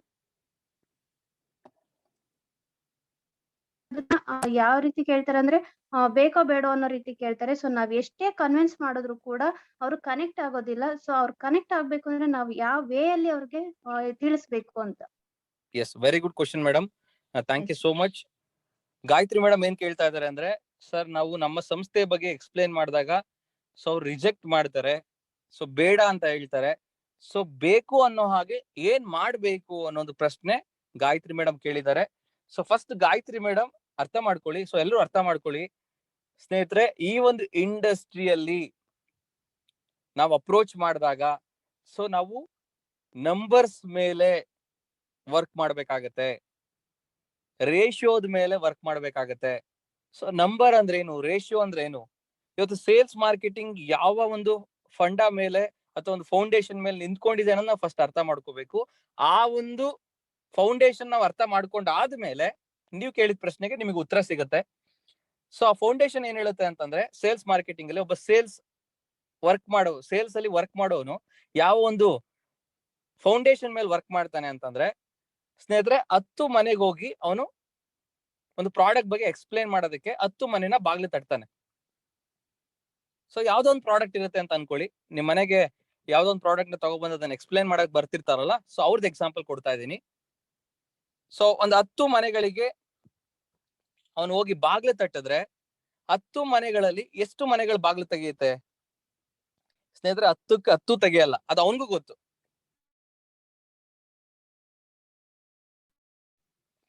10 ಮನೆಗಳನ್ನ ನೀನು ಡೋರ್ನ ನಾಕ್ ಮಾಡಿದ್ರೆ, ಮನೆ ಬಾಗಿಲನ್ನ ಬಡಿದ್ರೆ ಓಪನ್ ಮಾಡುವಂತದ್ದೇ 7 ಜನರು. ಇನ್ 3 ಜನ ಮನೆ ಬಾಗಿಲನ್ನೇ ಓಪನ್ ಮಾಡಲ್ಲ. ಯಾಕೆ ಅಂತ ಅಂದ್ರೆ ಅವರಿಗೆ ನೀವು ಏನ್ ಎಕ್ಸ್ಪ್ಲೇನ್ ಮಾಡಕ್ ಹೋಗ್ತಾ ಇದ್ದೀರಾ ಅದನ್ನ ತಿಳ್ಕೊಳಕ್ಕೆ ಕ್ಯೂರಿಯಾಸಿಟಿ ಇರಲ್ಲ. ಜಸ್ಟ್ ಕಿಟಕಿಯಲ್ಲೇ ಯಾರಪ್ಪ ಅದು ಅಂತ ನೋಡ್ಬಿಟ್ಟು ಹಂಗೆ ಕಳಿಸ್ಬಿಡ್ತಾರೆ. ಇಲ್ಲ ನಮ್ಗೆ ಅದೇನು ಇಂಟ್ರೆಸ್ಟ್ ಇಲ್ಲ ಅಂತೇಳಿ ಹಂಗೆ ಕಳಿಸ್ಬಿಡ್ತಾರೆ, ಬಾಗಿಲನ್ನೇ ತೆಗಿಯಲ್ಲ. 10 ಮನೆಯಲ್ಲಿ 3 ಮನೆ ಬಾಗಿಲನ್ನೇ ತೆಗಿಯಲ್ಲ. ಓಕೆ, ಸೊ 7 ಮನೆ ಬಾಗಿಲು ತೆಗೆದ್ರೂ ಕೂಡ ಅದ್ರಲ್ಲಿ 3 ಜನ ನೀವೇನ್ ಹೇಳ್ತಿದ್ದೀರಾ ಅದನ್ನ ಕೇಳೋದಿಕ್ಕೆ ರೆಡಿ ಇರಲ್ಲ. ಜಸ್ಟ್ ಬಾಗಿಲು ತೆಗಿತಾರೆ, ಯಾರು ಅಂತ ಹೇಳಿ ನೋಡ್ತಾರೆ. ಸೊ ಏನೋ ಮಾರದಿಕ್ ಬಂದಿದ್ದಾರೆ ಅಂದ ತಕ್ಷಣನೇ ಬೇಡಪ್ಪ ನಮ್ಗೇನ್ ಇಂಟ್ರೆಸ್ಟ್ ಇಲ್ಲ ಹೋಗು ಅಂತ ಹೇಳಿ ಕಳಿಸ್ತಾರೆ. ಸೊ ಅಲ್ಲಿಗೆ ಇನ್ನ 4 ಮನೆ ಉಳಿತು. ಸೊ 10 ಮನೆಯಲ್ಲಿ 3 ಮನೆ ಬಾಗಿಲನ್ನೇ ತೆಗಿಲಿಲ್ಲ, ಕಿಟಕಿಯಲ್ಲಿ ನೋಡಿದ ತಕ್ಷಣನೇ ಅವ್ರನ್ನ ವಾಪಸ್ ಕಳ್ಸಿದ್ರು. ಇನ್ 3 ಮನೆಯಲ್ಲಿ ಬಾಗಿಲು ತೆಗೆದ್ರು, ಬಟ್ ಏನು ಅಂತ ಕೇಳಲಿಲ್ಲ. ಇನ್ನ 4 ಮನೆಯಲ್ಲಿ 4 ಮನೆನೂ ಕೂಡ ಕೇಳಿಸ್ಕೊಳ್ತಾರೆ. 10ರಲ್ಲಿ 4 ಮನೆ ನೀವೇನ್ ಹೇಳ್ತಾ ಇದ್ದೀರಾ, ನೀವೇನ್ ತಂದಿದ್ದೀರಾ ಕೇಳಿಸ್ಕೊಳ್ತಾರೆ, ತಿಳ್ಕೊಳಕ್ ರೆಡಿ ಇರ್ತಾರೆ. ಸೊ ಏನೋ ತಗೋ ಬಂದಿದ್ದಾರೆ, ನೋಡೋಣ ಏನಾದ್ರು ಅದರಿಂದ ನಮ್ಗೆ ಬೆನಿಫಿಟ್ ಇದೆಯಾ, ಅದರಿಂದ ನಮ್ಗೆ ಏನಾದ್ರು ಉಪಯೋಗ ಇದೆಯಾ, ಸೊ ಕೇಳೋಣ, ಕೇಳೋದಕ್ಕೆ ನಾವು ದುಡ್ಡು ಕೊಡ್ಬೇಕಾ, ಫಸ್ಟ್ ಮಾಹಿತಿ ತಿಳ್ಕೋಣ ಅನ್ನೋ ಒಂದು ಮನಸ್ಥಿತಿಯ ಜನರು ಇರ್ತಾರೆ 10ರಲ್ಲಿ 4 ಮನೆ. ಸೊ 4 ಮನೆಯಲ್ಲಿ ಕೇಳಿ 3 ಜನ ಬೇಡಪ್ಪ ನಮ್ಗೆ ಇಷ್ಟ ಇಲ್ಲ ಅಂದ್ರೆ ಕೇಳಾದ್ಮೇಲೂ ಕೂಡ ರಿಜೆಕ್ಟ್ ಮಾಡ್ತಾರೆ. 10ರಲ್ಲಿ 3 ಮನೆ. ಸೊ ಹಾಗಾದ್ರೆ ಆಕ್ಚುಯಲ್ ಆಗಿ ಪ್ರಾಡಕ್ಟ್ ತಗೊಳ್ಳುವಂತದ್ದು 10 ಮನೆಗಳಲ್ಲಿ ಒಂದೇ ಒಂದು ಮನೆ. ಸೊ 10 ಮನೆಗಳನ್ನ ಡೋರ್ ನಾಕ್ ಮಾಡಿದ್ರೆ 3 ಮನೆಯಲ್ಲಿ ಮನೆ ಬಾಗಿಲೇ ತೆಗಿಯಲ್ಲ, ಕಿಟಕಿಯಲ್ಲೇ ನೋಡಿ ಕಳಿಸ್ಬಿಡ್ತಾರೆ. ಇನ್ 3 ಮನೆ ಬಾಗ್ಲು ತೆಗಿತಾರೆ, ಬಟ್ ಏನ್ ಹೇಳ್ತಾ ಇದಾರ ಅಂತ ಕೇಳಿಸ್ಕೊಳ್ಳೋದಿಲ್ಲ. ಇನ್ 3 ಮನೆ ಕೇಳಿಸ್ಕೊಳ್ತಾರೆ, ಪ್ರಾಡಕ್ಟ್ ತಗೊಳಲ್ಲ. ಬಟ್ 10ರಲ್ಲಿ ಒಂದು ಮನೆ ಅಂತೂ ಗ್ಯಾರಂಟಿ ಪ್ರಾಡಕ್ಟ್ ತಗೊಳ್ತಾರೆ. This is called law of average ಅಂತ ಕರಿತೀವಿ. Law of average. Question and answer session ಅನ್ನೋ ಒಂದು ಪುಸ್ತಕದಲ್ಲಿ, questions are the answers, questions are the answers, ಪ್ರಶ್ನೆಗಳೇ ಉತ್ತರವಾಗಿ ಅಂತೇಳಿ ಒಂದು ಪುಸ್ತಕ ಇದೆ. Excellent book. ಪ್ರತಿಯೊಬ್ಬ ಡೈರೆಕ್ಟ್ ಸೆಲ್ಲರ್ ಓದ್ಲೇಬೇಕಾದಂತ ಒಂದು ಪುಸ್ತಕ. ನೋಟ್ ಮಾಡ್ಕೊಳ್ಳಿ, ಪ್ರಶ್ನೆಗಳೇ ಉತ್ತರವಾಗಿ ಅಂತೇಳಿ. ಇಂಗ್ಲಿಷ್ ಅಲ್ಲಿ ಕ್ವಶನ್ಸ್ ಆರ್ ದ ಆನ್ಸರ್ಸ್ ಅಂತ ಇದೆ. ಪ್ರಶ್ನೆಗಳೇ ಉತ್ತರವಾಗಿ ಅಂತೇಳಿ ನಿಮ್ಗೆ ಕನ್ನಡದಲ್ಲಿ ಬೇಕು ಅಂತಂದ್ರೆ ಫ್ಲಿಪ್ಕಾರ್ಟ್ ಅಥವಾ ಅಮೆಝಾನ್ ಅಲ್ಲಿ ನಿಮ್ಗೆ ಆ ಪುಸ್ತಕ ಸಿಗತ್ತೆ. ಸೊ ನಾನು ಪ್ರತಿಯೊಬ್ಬರಿಗೂ ರೆಕಮೆಂಡ್ ಮಾಡೋದೇನಂತಂದ್ರೆ, ನೀವು ಡೈರೆಕ್ಟ್ ಸೆಲ್ಲಿಂಗ್ ಇಂಡಸ್ಟ್ರಿ ಯಶಸ್ಸನ್ನ ಪಡಿಬೇಕು ಅಂತಂದ್ರೆ ಅತಿ ಹೆಚ್ಚು ಪುಸ್ತಕಗಳನ್ನ ಓದಿ. ಹಲವಾರು ಪುಸ್ತಕಗಳಿದಾವೆ. ಡಿಫರೆಂಟ್ ಆಥರ್ಸ್ಗಳು ಡಿಫರೆಂಟ್ ಕಂಟೆಂಟ್ ನ ಈ ಇಂಡಸ್ಟ್ರಿಲಿ ಹೇಗ್ ಸಕ್ಸಸ್ ಆಗ್ಬೇಕು ಅನ್ನೋದ್ರ ಬಗ್ಗೆ ಬರ್ದಿದ್ದಾರೆ. ಆ ಪುಸ್ತಕಗಳನ್ನ ನೀವು ಓದಿದ್ದೇ ಆಯ್ತು ಅಂತ ಅಂದ್ರೆ ಯಶಸ್ಸು ಕಟ್ಟಿಟ್ಟ ಬುತ್ತಿ. ನಾನಿವತ್ತು ಇಂಡಸ್ಟ್ರಿ ಅತಿ ಹೆಚ್ಚು ಮಾಹಿತಿಗಳನ್ನ ಕಲೆ ಹಾಕಿ ಇವತ್ತು ನಿಮ್ಗೆ ಇಷ್ಟೆಲ್ಲ ಇನ್ಫಾರ್ಮೇಶನ್ ಕೊಡಕ್ ಸಾಧ್ಯತೆ ಆಗ್ತಾ ಇದೆ ಅಂದ್ರೆ ನಾನು ಎಲ್ಲೋ ಒಂದ್ ಕಡೆ ತಿಳ್ಕೊಂಡಿದ್ದಲ್ಲ. ಪುಸ್ತಕಗಳನ್ನ ಓದಿ, ಟ್ರೈನಿಂಗ್ಗಳನ್ನ ಕೇಳಿ. ಸೊ ಹಾಗಾಗಿ ಪುಸ್ತಕಗಳನ್ನ ಓದಿ, ಕ್ವಶನ್ ಆರ್ ದ ಆನ್ಸರ್ಸ್ ಅಂತ ಹೇಳಿ, ಅದ್ರಲ್ಲಿ ಆಫ್ ಅವರೇಜ್ ಅಂತ ಹೇಳ್ತಾರೆ. ಸೊ ಸೇಲ್ ಮಾಡೋನಿಗೆ ಗೊತ್ತಿರುತ್ತೆ, 10 ಮನೆ ಬಾಗಿಲು ತಟ್ಟಿದ್ರೆ ಸಾಕು, ಅದ್ರಲ್ಲಿ ಒಂದು ಕ್ಲೋಸ್ ಆಗುತ್ತೆ. ಸೊ ಅವನಿಗೆ ಗೊತ್ತಿರಲ್ಲ ಆ 10 ಮನೆಗಳಲ್ಲಿ ಯಾರು ತಗೊಳ್ತಾರೆ ಅಂತ. ಇದೇ ಕ್ರೇಜಿ ಆಕ್ಚುಲಿ. ಸೇಲ್ಸ್ ಅಲ್ಲಿ ನಮಗೆ ನಮ್ಮ ಪೊಟೆನ್ಶಿಯಲ್ ಕಸ್ಟಮರ್, ನಮಗೆ ಬಿಸ್ನೆಸ್ ಕೊಡುವಂತ ಕಸ್ಟಮರ್ ಯಾರು ಅಂತ ಗೊತ್ತಿರಲ್ಲ. ಬಟ್ ಒಂದಂತೂ ನಂಬಿಕೆ ಇರುತ್ತೆ, 10 ಮನೆಯಲ್ಲಂತೂ ಕನಿಷ್ಠ ಒಬ್ರಂತೂ ತಗೋತಾರೆ. ಇದನ್ನ ಲಾ ಆಫ್ ಅವರೇಜ್ ಅಂತ ಹೇಳ್ತೀವಿ. 10ರಲ್ಲಿ 1 ಅಂತ ಅಂದ್ರೆ ಈಗ ಅವನು ಯಾವ ರೀತಿ ಲೆಕ್ಕಾಚಾರ ಆಗ್ತಾನೆ ಅಂತಂದ್ರೆ, ಅವನಿಗೆ ಇವತ್ತು 1,000 ರೂಪಾಯಿ ಲಾಭ ಆಗ್ಬೇಕಿರುತ್ತೆ ಅಂತ ಅನ್ಕೊಳ್ಳಿ. ಇವತ್ತಿನ ಟೆನಿಕಾಸ್ಟ್ ಲಾಭ 1,000 ರೂಪಾಯಿ ಲಾಭ ಮಾಡ್ಬೇಕು ಅಂತ ಇರುತ್ತೆ ಅವನಿಗೆ. ಸೊ ಈಗ ಒಂದ್ ಪ್ರಾಡಕ್ಟ್ ನ ಸೇಲ್ ಮಾಡಿದ್ರೆ 100 ರೂಪಾಯಿ ಲಾಭ ಸಿಗುತ್ತೆ ಅಂತಂದ್ರೆ 10 ಮನೆ ಬಾಗಿಲು ತಟ್ಟಿದ್ರೆ 1 ಮನೆಯಲ್ಲಿ ಪ್ರಾಡಕ್ಟ್ ತಗೊಳ್ತಾರೆ ಅಂತ ಅಂದ್ರೆ, ಸೊ ಅವ್ನು 1,000 ಲಾಭ ಮಾಡ್ಬೇಕು ಅಂದ್ರೆ ಎಷ್ಟು ಮನೆ ಬಾಗಿಲನ್ನ ತಟ್ಟಬೇಕು, ಎಷ್ಟು ಮನೆ ಅಥವಾ ಎಷ್ಟು ಡೋರ್ ನ ನಾಕ್ ಮಾಡ್ಬೇಕು? ಸೊ ಆನ್ಸರ್ ಮಾಡ್ಬೋದಾ ಚಾಟ್ ಬಾಕ್ಸ್ ಅಲ್ಲಿ?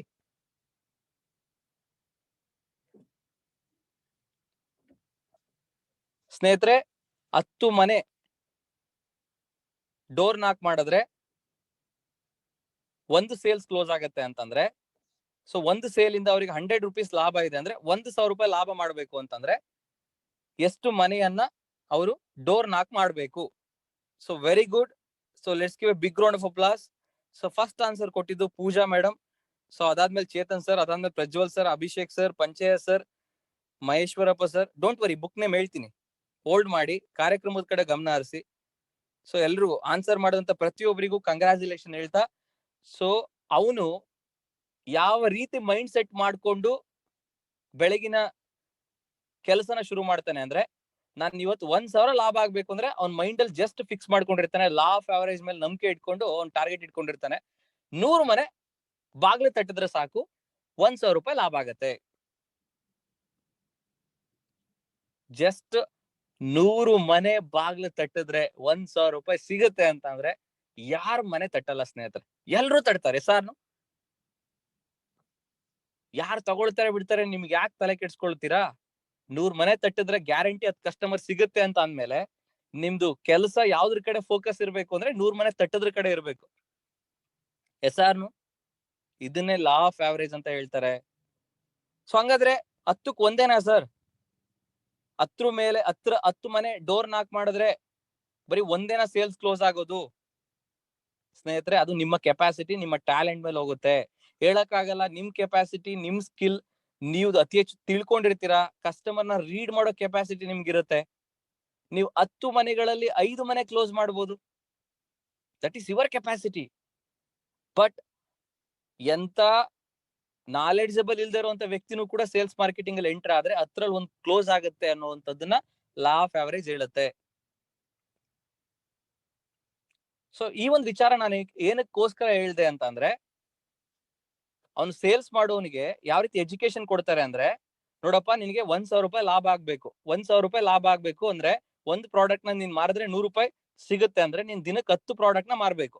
ಸೊ ಅದ್ರ ಮೇಲೆ ನೀನ್ ಎಷ್ಟು ಮಾರ್ಕೊಂಡ್ರು ನಿನಗೆ ಲಾಭ ಅಡಿಷನಲ್ ಆಗಿ. ಬಟ್ 1,000 ಮಿನಿಮಮ್ ನೀನ್ ದುಡಿಬೇಕು ಅಂದ್ರೆ 10 ಪ್ರಾಡಕ್ಟ್ ನ ಸೇಲ್ ಮಾಡ್ಬೇಕು. 10 ಪ್ರಾಡಕ್ಟ್ ನ ನೀನ್ ಸೇಲ್ ಮಾಡ್ಬೇಕು ಅಂದ್ರೆ ಎಷ್ಟು ಮನೆ ಬಾಗಿಲನ್ನ ನೀನು ಡೋರ್ ನಾಕ್ ಮಾಡ್ಬೇಕು?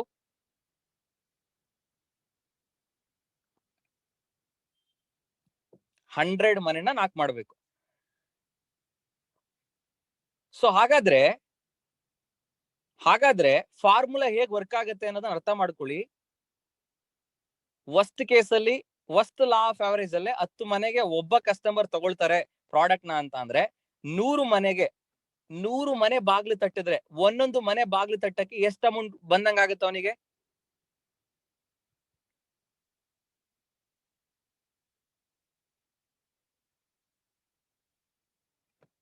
ಸ್ನೇಹಿತರೆ, 100 ಮನೆ ಅವನ್ ಬಾಗ್ಲು ತಟ್ಟಿದ್ರೆ 1,000 ರೂಪಾಯಿ ಸಿಗುತ್ತೆ ಅಂತ ಅಂದ್ರೆ ಒಂದು ಮನೆ ಜಸ್ಟ್ ಹೋಗಿ ಡೋರ್ ನಾಕ್ ಮಾಡೋದಕ್ಕೆ ಅವನಿಗೆ ಎಷ್ಟು ಲಾಭ ಆಗತ್ತೆ?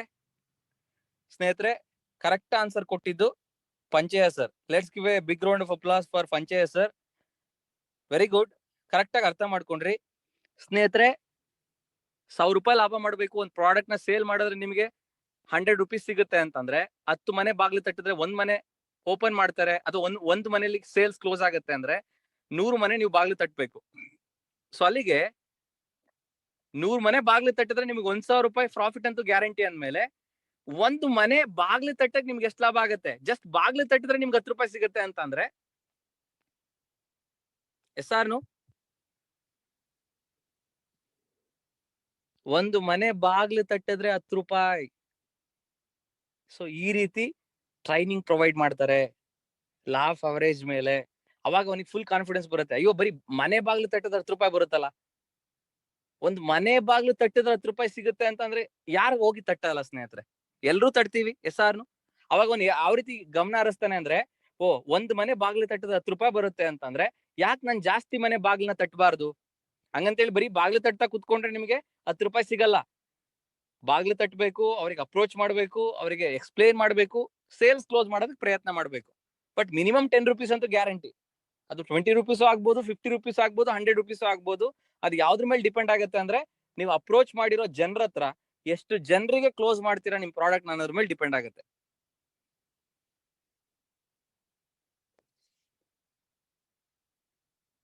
ಎಸ್ ಆರ್ನು?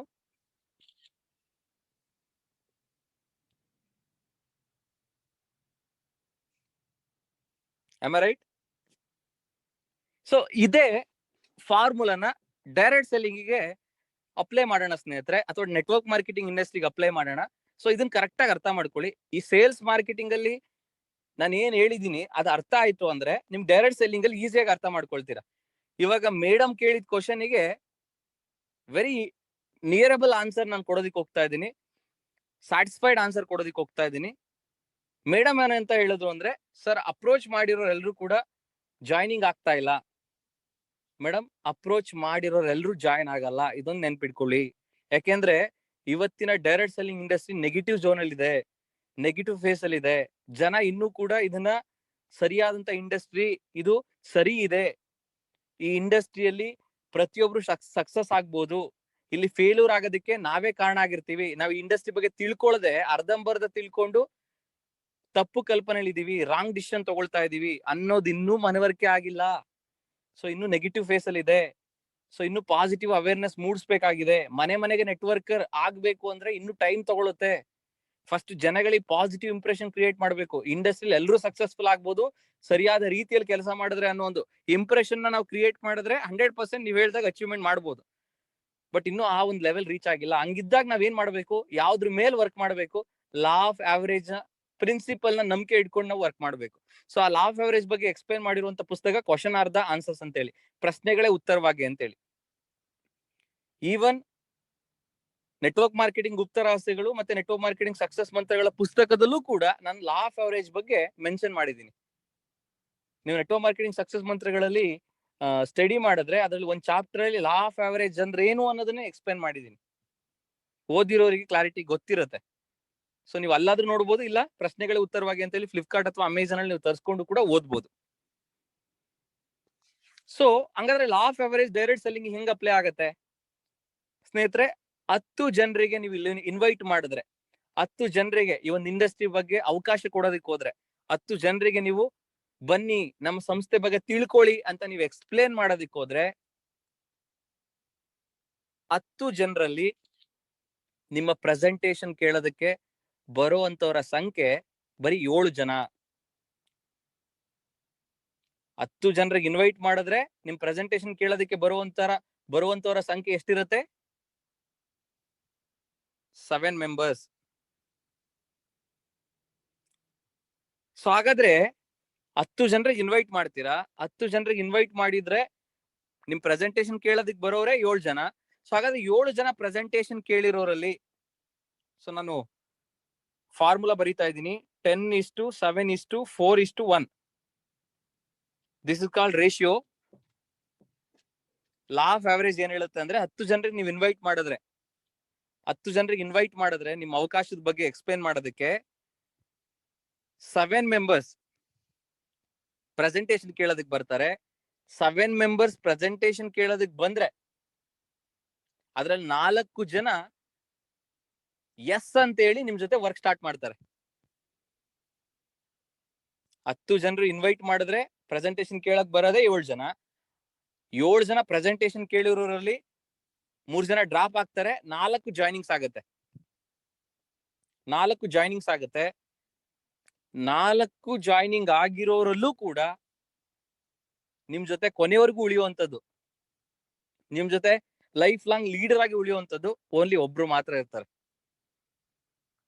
ಸೊ ಇದು ಪರ್ಸನ್ ಟು ಪರ್ಸನ್ ವೇರಿ ಆಗುತ್ತೆ ಸ್ನೇಹಿತರೆ. ಇದು ಲಾ ಆಫ್ ಅವರೇಜ್ ಅನ್ನುವಂಥದ್ದು ಎಲ್ರಿಗೂ ಸೇಮ್ ರೂಲ್ ಅಲ್ಲ, ಎಲ್ರಿಗೂ ಈ ರೂಲ್ ಅಪ್ಲೈ ಆಗಲ್ಲ. ಪರ್ಸನ್ ಇಂದ ಪರ್ಸನ್ ಇದು ವೇರಿ ಆಗುತ್ತೆ. ಫಾರ್ ಎಕ್ಸಾಂಪಲ್, ನೀವು ಪ್ರೆಸೆಂಟೇಶನ್ ಎಷ್ಟು ಕೊಟ್ಟಿದ್ದೀರಾ, ಎಷ್ಟು ಕ್ಲೋಸಿಂಗ್ ಆಗಿದೆ ಅಂತ ನಾನು ನಿಮ್ಮ ಹತ್ರ ಕೇಳಿದಾಗ ನೀವ್ ಹೇಳ್ತೀರಾ, ಸರ್ ನಾನು 10 ಪ್ರೆಸೆಂಟೇಶನ್ ಕೊಟ್ಟಿದ್ದೀನಿ, ಅದರಲ್ಲಿ 1 ಜಾಯ್ನಿಂಗ್ ಆಗಿದೆ. ಅಲ್ಲಿಗೆ ನಿಮ್ಮ ರೇಷಿಯೋ 10 ಪ್ರೆಸೆಂಟೇಶನ್ ಕೊಟ್ರೆ 1 ಜಾಯ್ನಿಂಗ್ ಆಗುತ್ತೆ ಅಂದ್ರೆ, ನಿಮಗೆ 10 ಜನ ಜಾಯಿನ್ ಆಗ್ಬೇಕು ಅಂದ್ರೆ ನೀವು ಎಷ್ಟು ಪ್ರೆಸೆಂಟೇಶನ್ ಕೊಡ್ಬೇಕು? This is called law of average. ಇದು ಪರ್ಸನ್ ಟು ಪರ್ಸನ್ ವೇರಿ ಆಗುತ್ತೆ. ಅರ್ಥ ಆಗ್ತಿದ್ಯಾ? ನೀವು 10 ಪ್ರೆಸೆಂಟೇಶನ್ ಕೊಟ್ರೆ 1 ಕ್ಲೋಸ್ ಆಗುತ್ತೆ, 1 ಸೇಲ್ ಕ್ಲೋಸ್ ಆಗುತ್ತೆ ಅಂದ್ರೆ, ನಿಮಗೆ 10 ಜನರ ಟೀಮ್ ಬೇಕು ಅಂದ್ರೆ ನೀವು ಎಷ್ಟು ಪ್ರೆಸೆಂಟೇಶನ್ ಕೊಡ್ಬೇಕು? 100 ಮೆಂಬರ್ಸ್ಗೆ ಅವಕಾಶ ಕೊಟ್ರೆ, 100 ಮೆಂಬರ್ಸ್ಗೆ ಪ್ರೆಸೆಂಟೇಶನ್ ಕೊಟ್ರೆ ನಿಮ್ಮ ಟೀಮ್ ಸಂಖ್ಯೆ 10 ಆಗುತ್ತೆ. ಕ್ಲಿಯರ್? ಸರ್ ಇಲ್ಲ ಸರ್, ನಾನು 10 ಜನರಿಗೆ ಪ್ರೆಸೆಂಟೇಶನ್ ಕೊಟ್ರೆ 5 ಜನರು ನನ್ನ ಜೊತೆ ಬಿಸ್ನೆಸ್ ಗೆ ಎಸ್ ಅಂತ ಹೇಳ್ತಾರೆ ಅಂತಂದ್ರೆ, ನೀವು ಹಾಗಾದ್ರೆ 50 ಜನರ ಟೀಮ್ ಮಾಡಬೇಕು ಅಂದ್ರೆ ಎಷ್ಟು ಜನರಿಗೆ ನೀವು ಪ್ರೆಸೆಂಟೇಶನ್ ಕೊಡ್ಬೇಕು?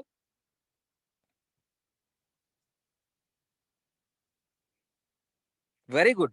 100 ಮೆಂಬರ್ಸ್ ನಾವು ಪ್ರೆಸೆಂಟೇಶನ್ ಕೊಟ್ರೆ 50 ಕ್ಲೋಸಿಂಗ್ ಆಗುತ್ತೆ. ಸೊ ಇದು ಪರ್ಸನ್ ಟು ಪರ್ಸನ್ ವೇರಿ ಆಗುತ್ತೆ. ಸೊ ಇದನ್ನ ನೋಡ್ಕೊಂಡು ನೀವು ಸಜೆಸ್ಟ್ ಮಾಡಬೇಕು ನಿಮ್ಮ ಟೀಮ್ ಅಲ್ಲಿ. ಸೊ ಟೀಮ್ ಕಟ್ಟೋದು ತುಂಬಾ ಈಸಿ. ಲಾ ಆಫ್ ಅವರೇಜ್ ನ ಅರ್ಥ ಮಾಡ್ಕೊಂಡ್ರೆ ನಿಮ್ಗೆ ಎಷ್ಟು ಟೀಮ್ ಬೇಕು, ಎಷ್ಟು ಜನರ ಟೀಮ್ ಬೇಕು ಅನ್ನೋದು ಅಂತ ನಿಮ್ಗೆ ಬೇಕು ಅಂತಂದ್ರೆ, ನಿಮ್ಮ ಲಾ ಆಫ್ ಅವರೇಜ್ ಫಾರ್ಮುಲಾ ನೀವು ಅರ್ಥ ಮಾಡ್ಕೊಳ್ಳಿ. ಸೊ ಒಂದ್ಸಲ ಕ್ರಾಸ್ ಚೆಕ್ ಮಾಡ್ಕೊಳ್ಳಿ. 10 ಜನರಿಗೆ ನಾನು ಎಕ್ಸ್ಪ್ಲೇನ್ ಮಾಡಿದ್ರೆ, ಪ್ರೆಸೆಂಟೇಶನ್ ಎಕ್ಸ್ಪ್ಲೇನ್ ಮಾಡಿದ್ರೆ ನನ್ಗೆ ಎಷ್ಟು ಕ್ಲೋಸಿಂಗ್ಸ್ ಆಗ್ತಾ ಇದೆ? 10 ಜನರಿಗೆ ಹೇಳಿದ್ರೆ 2 ಜನ ಜಾಯ್ನ್ ಆಗ್ತಾ ಇದಾರೋ, ಅಥವಾ 3 ಜನ ಜಾಯ್ನ್ ಆಗ್ತಿದಾರೋ, ಅಥವಾ 5 ಜನ ಜಾಯ್ನ್ ಆಗ್ತಿದಾರೋ, ಅಥವಾ 7 ಜನ ಜಾಯ್ನ್ ಆಗ್ತಾ ಇದಾರೋ, ನೀವು ಕ್ರಾಸ್ ಚೆಕ್ ಮಾಡ್ಕೊಳ್ಳಿ. ಸೊ ಇಲ್ಲಿ ತುಂಬಾ ಜನರಿಗೆ ಪ್ರಶ್ನೆ ಬರ್ಬೋದು, ಸರ್ 10 ಜನರಿಗೆ ಎಕ್ಸ್ಪ್ಲೇನ್ ಮಾಡಿದ್ರೆ ಕೆಲವರಿಗೆ ಒಂದೇ ಜಾಯ್ನಿಂಗ್ ಬರುತ್ತೆ, ಇನ್ ಕೆಲವರಿಗೆ 2 ಜಾಯ್ನಿಂಗ್ ಬರುತ್ತೆ, ಇನ್ ಕೆಲವರಿಗೆ 3 ಜಾಯ್ನಿಂಗ್ ಬರುತ್ತೆ, ಇನ್ ಕೆಲವರಿಗೆ 5 ಜಾಯ್ನಿಂಗ್ ಬರುತ್ತೆ. ಸೊ ಇದು ಯಾಕೆ ಸರ್ ಒಬ್ಬರಿಂದ ಒಬ್ರಿಗೆ ವ್ಯತ್ಯಾಸ ಆಗುತ್ತೆ? ಸ್ನೇಹಿತರೆ, ಇದು ಹಲವಾರು ವಿಚಾರಗಳ ಮೇಲೆ ಡಿಪೆಂಡ್ ಆಗಿರುತ್ತೆ. ಒಂದು, ಕಂಪನಿಯ ಪ್ಲಾನ್ ಅಲ್ಲಿ ಎಷ್ಟು ತಾಕತ್ತಿದೆ, ಎಷ್ಟು ದಮ್ ಇದೆ, ಪ್ಲಾನ್ ಅಲ್ಲಿ ಎಷ್ಟು ತಾಕತ್ತಿದೆ, ಪ್ರಾಡಕ್ಟ್ ಅಲ್ಲಿ ಎಷ್ಟು ತಾಕತ್ತಿದೆ, ನಿಮ್ಮ ಪ್ರೆಸೆಂಟೇಶನ್ ಎಷ್ಟು ತಾಕತ್ತಿದೆ, ನೀವು ಪ್ರೆಸೆಂಟೇಶನ್ ಎಷ್ಟು ಸ್ಕಿಲ್ಸ್ ಗಳನ್ನ ಅಳವಡಿಸ್ಕೊಳ್ತೀರಾ, ಐ ಟು ಐ ಕಾಂಟ್ಯಾಕ್ಟ್ ಮಾಡ್ತೀರಾ, ನಿಮ್ಮ ಡ್ರೆಸ್ ಕೋಡ್ ಹೇಗಿರುತ್ತೆ, ನಿಮ್ ಬಗ್ಗೆ ನೀವು ಹೆಂಗ್ ಇಂಟ್ರೊಡ್ಯೂಸ್ ಮಾಡ್ಕೊಳ್ತೀರಾ, ನಿಮ್ಮ ಲೈಫ್ ಸ್ಟೈಲ್ ಹೇಗಿರುತ್ತೆ, ನೀವು ಪ್ರೆಸೆಂಟೇಶನ್ ಕೊಡೋದಕ್ಕೆ ಬಸ್ಸಲ್ಲಿ ಬಂದಿರ್ತಿರೋ, ಬೈಕಲ್ಲಿ ಬಂದಿರ್ತಿರೋ, ಕಾರಲ್ಲಿ ಬಂದಿರ್ತಿರೋ, ಇವೆಲ್ಲವೂ ಮ್ಯಾಟರ್ ಆಗುತ್ತೆ. ನಿಮ್ಗೆ ಎಷ್ಟು ಎಜುಕೇಶನ್ ಗೊತ್ತಿದೆ, ನೀವ್ ಎಷ್ಟು ತಿಳ್ಕೊಂಡಿದ್ದೀರಾ ಕಂಪ್ನಿ ಬಗ್ಗೆ, ನೀವ್ ಹೇಗ್ ಮಾತಾಡ್ತೀರಾ, ನಿಮ್ ಕಮ್ಯುನಿಕೇಶನ್ ಹೇಗಿರುತ್ತೆ, ಇವೆಲ್ಲದರ ಮೇಲೆ ಲಾ ಆಫ್ ಅವರೇಜ್ ವೇರಿ ಆಗುತ್ತೆ. ಪರ್ಸನ್ ಟು ಪರ್ಸನ್ ಯಾಕೆ ವೇರಿ ಆಗುತ್ತೆ ಅಂದ್ರೆ ಇವೆಲ್ಲದ್ರ ಮೇಲೆ ವೇರಿ ಆಗುತ್ತೆ. ಅದಕ್ಕೆ ಕಲಿಕೆಗೆ ಇಂಪಾರ್ಟೆನ್ಸ್ ಕೊಡಿ ಅಂತ ಹೇಳುವಂಥದ್ದು. ಯಾರು ಜಾಸ್ತಿ ಕಲ್ತ್ಕೊಂಡಿರೋದನ್ನ ಅಳವಡಿಸ್ಕೊಂಡಿರ್ತಾರೆ ಅವರಿಗೆ ರಿಸಲ್ಟ್ ತುಂಬಾ ಜಾಸ್ತಿ ಇರುತ್ತೆ.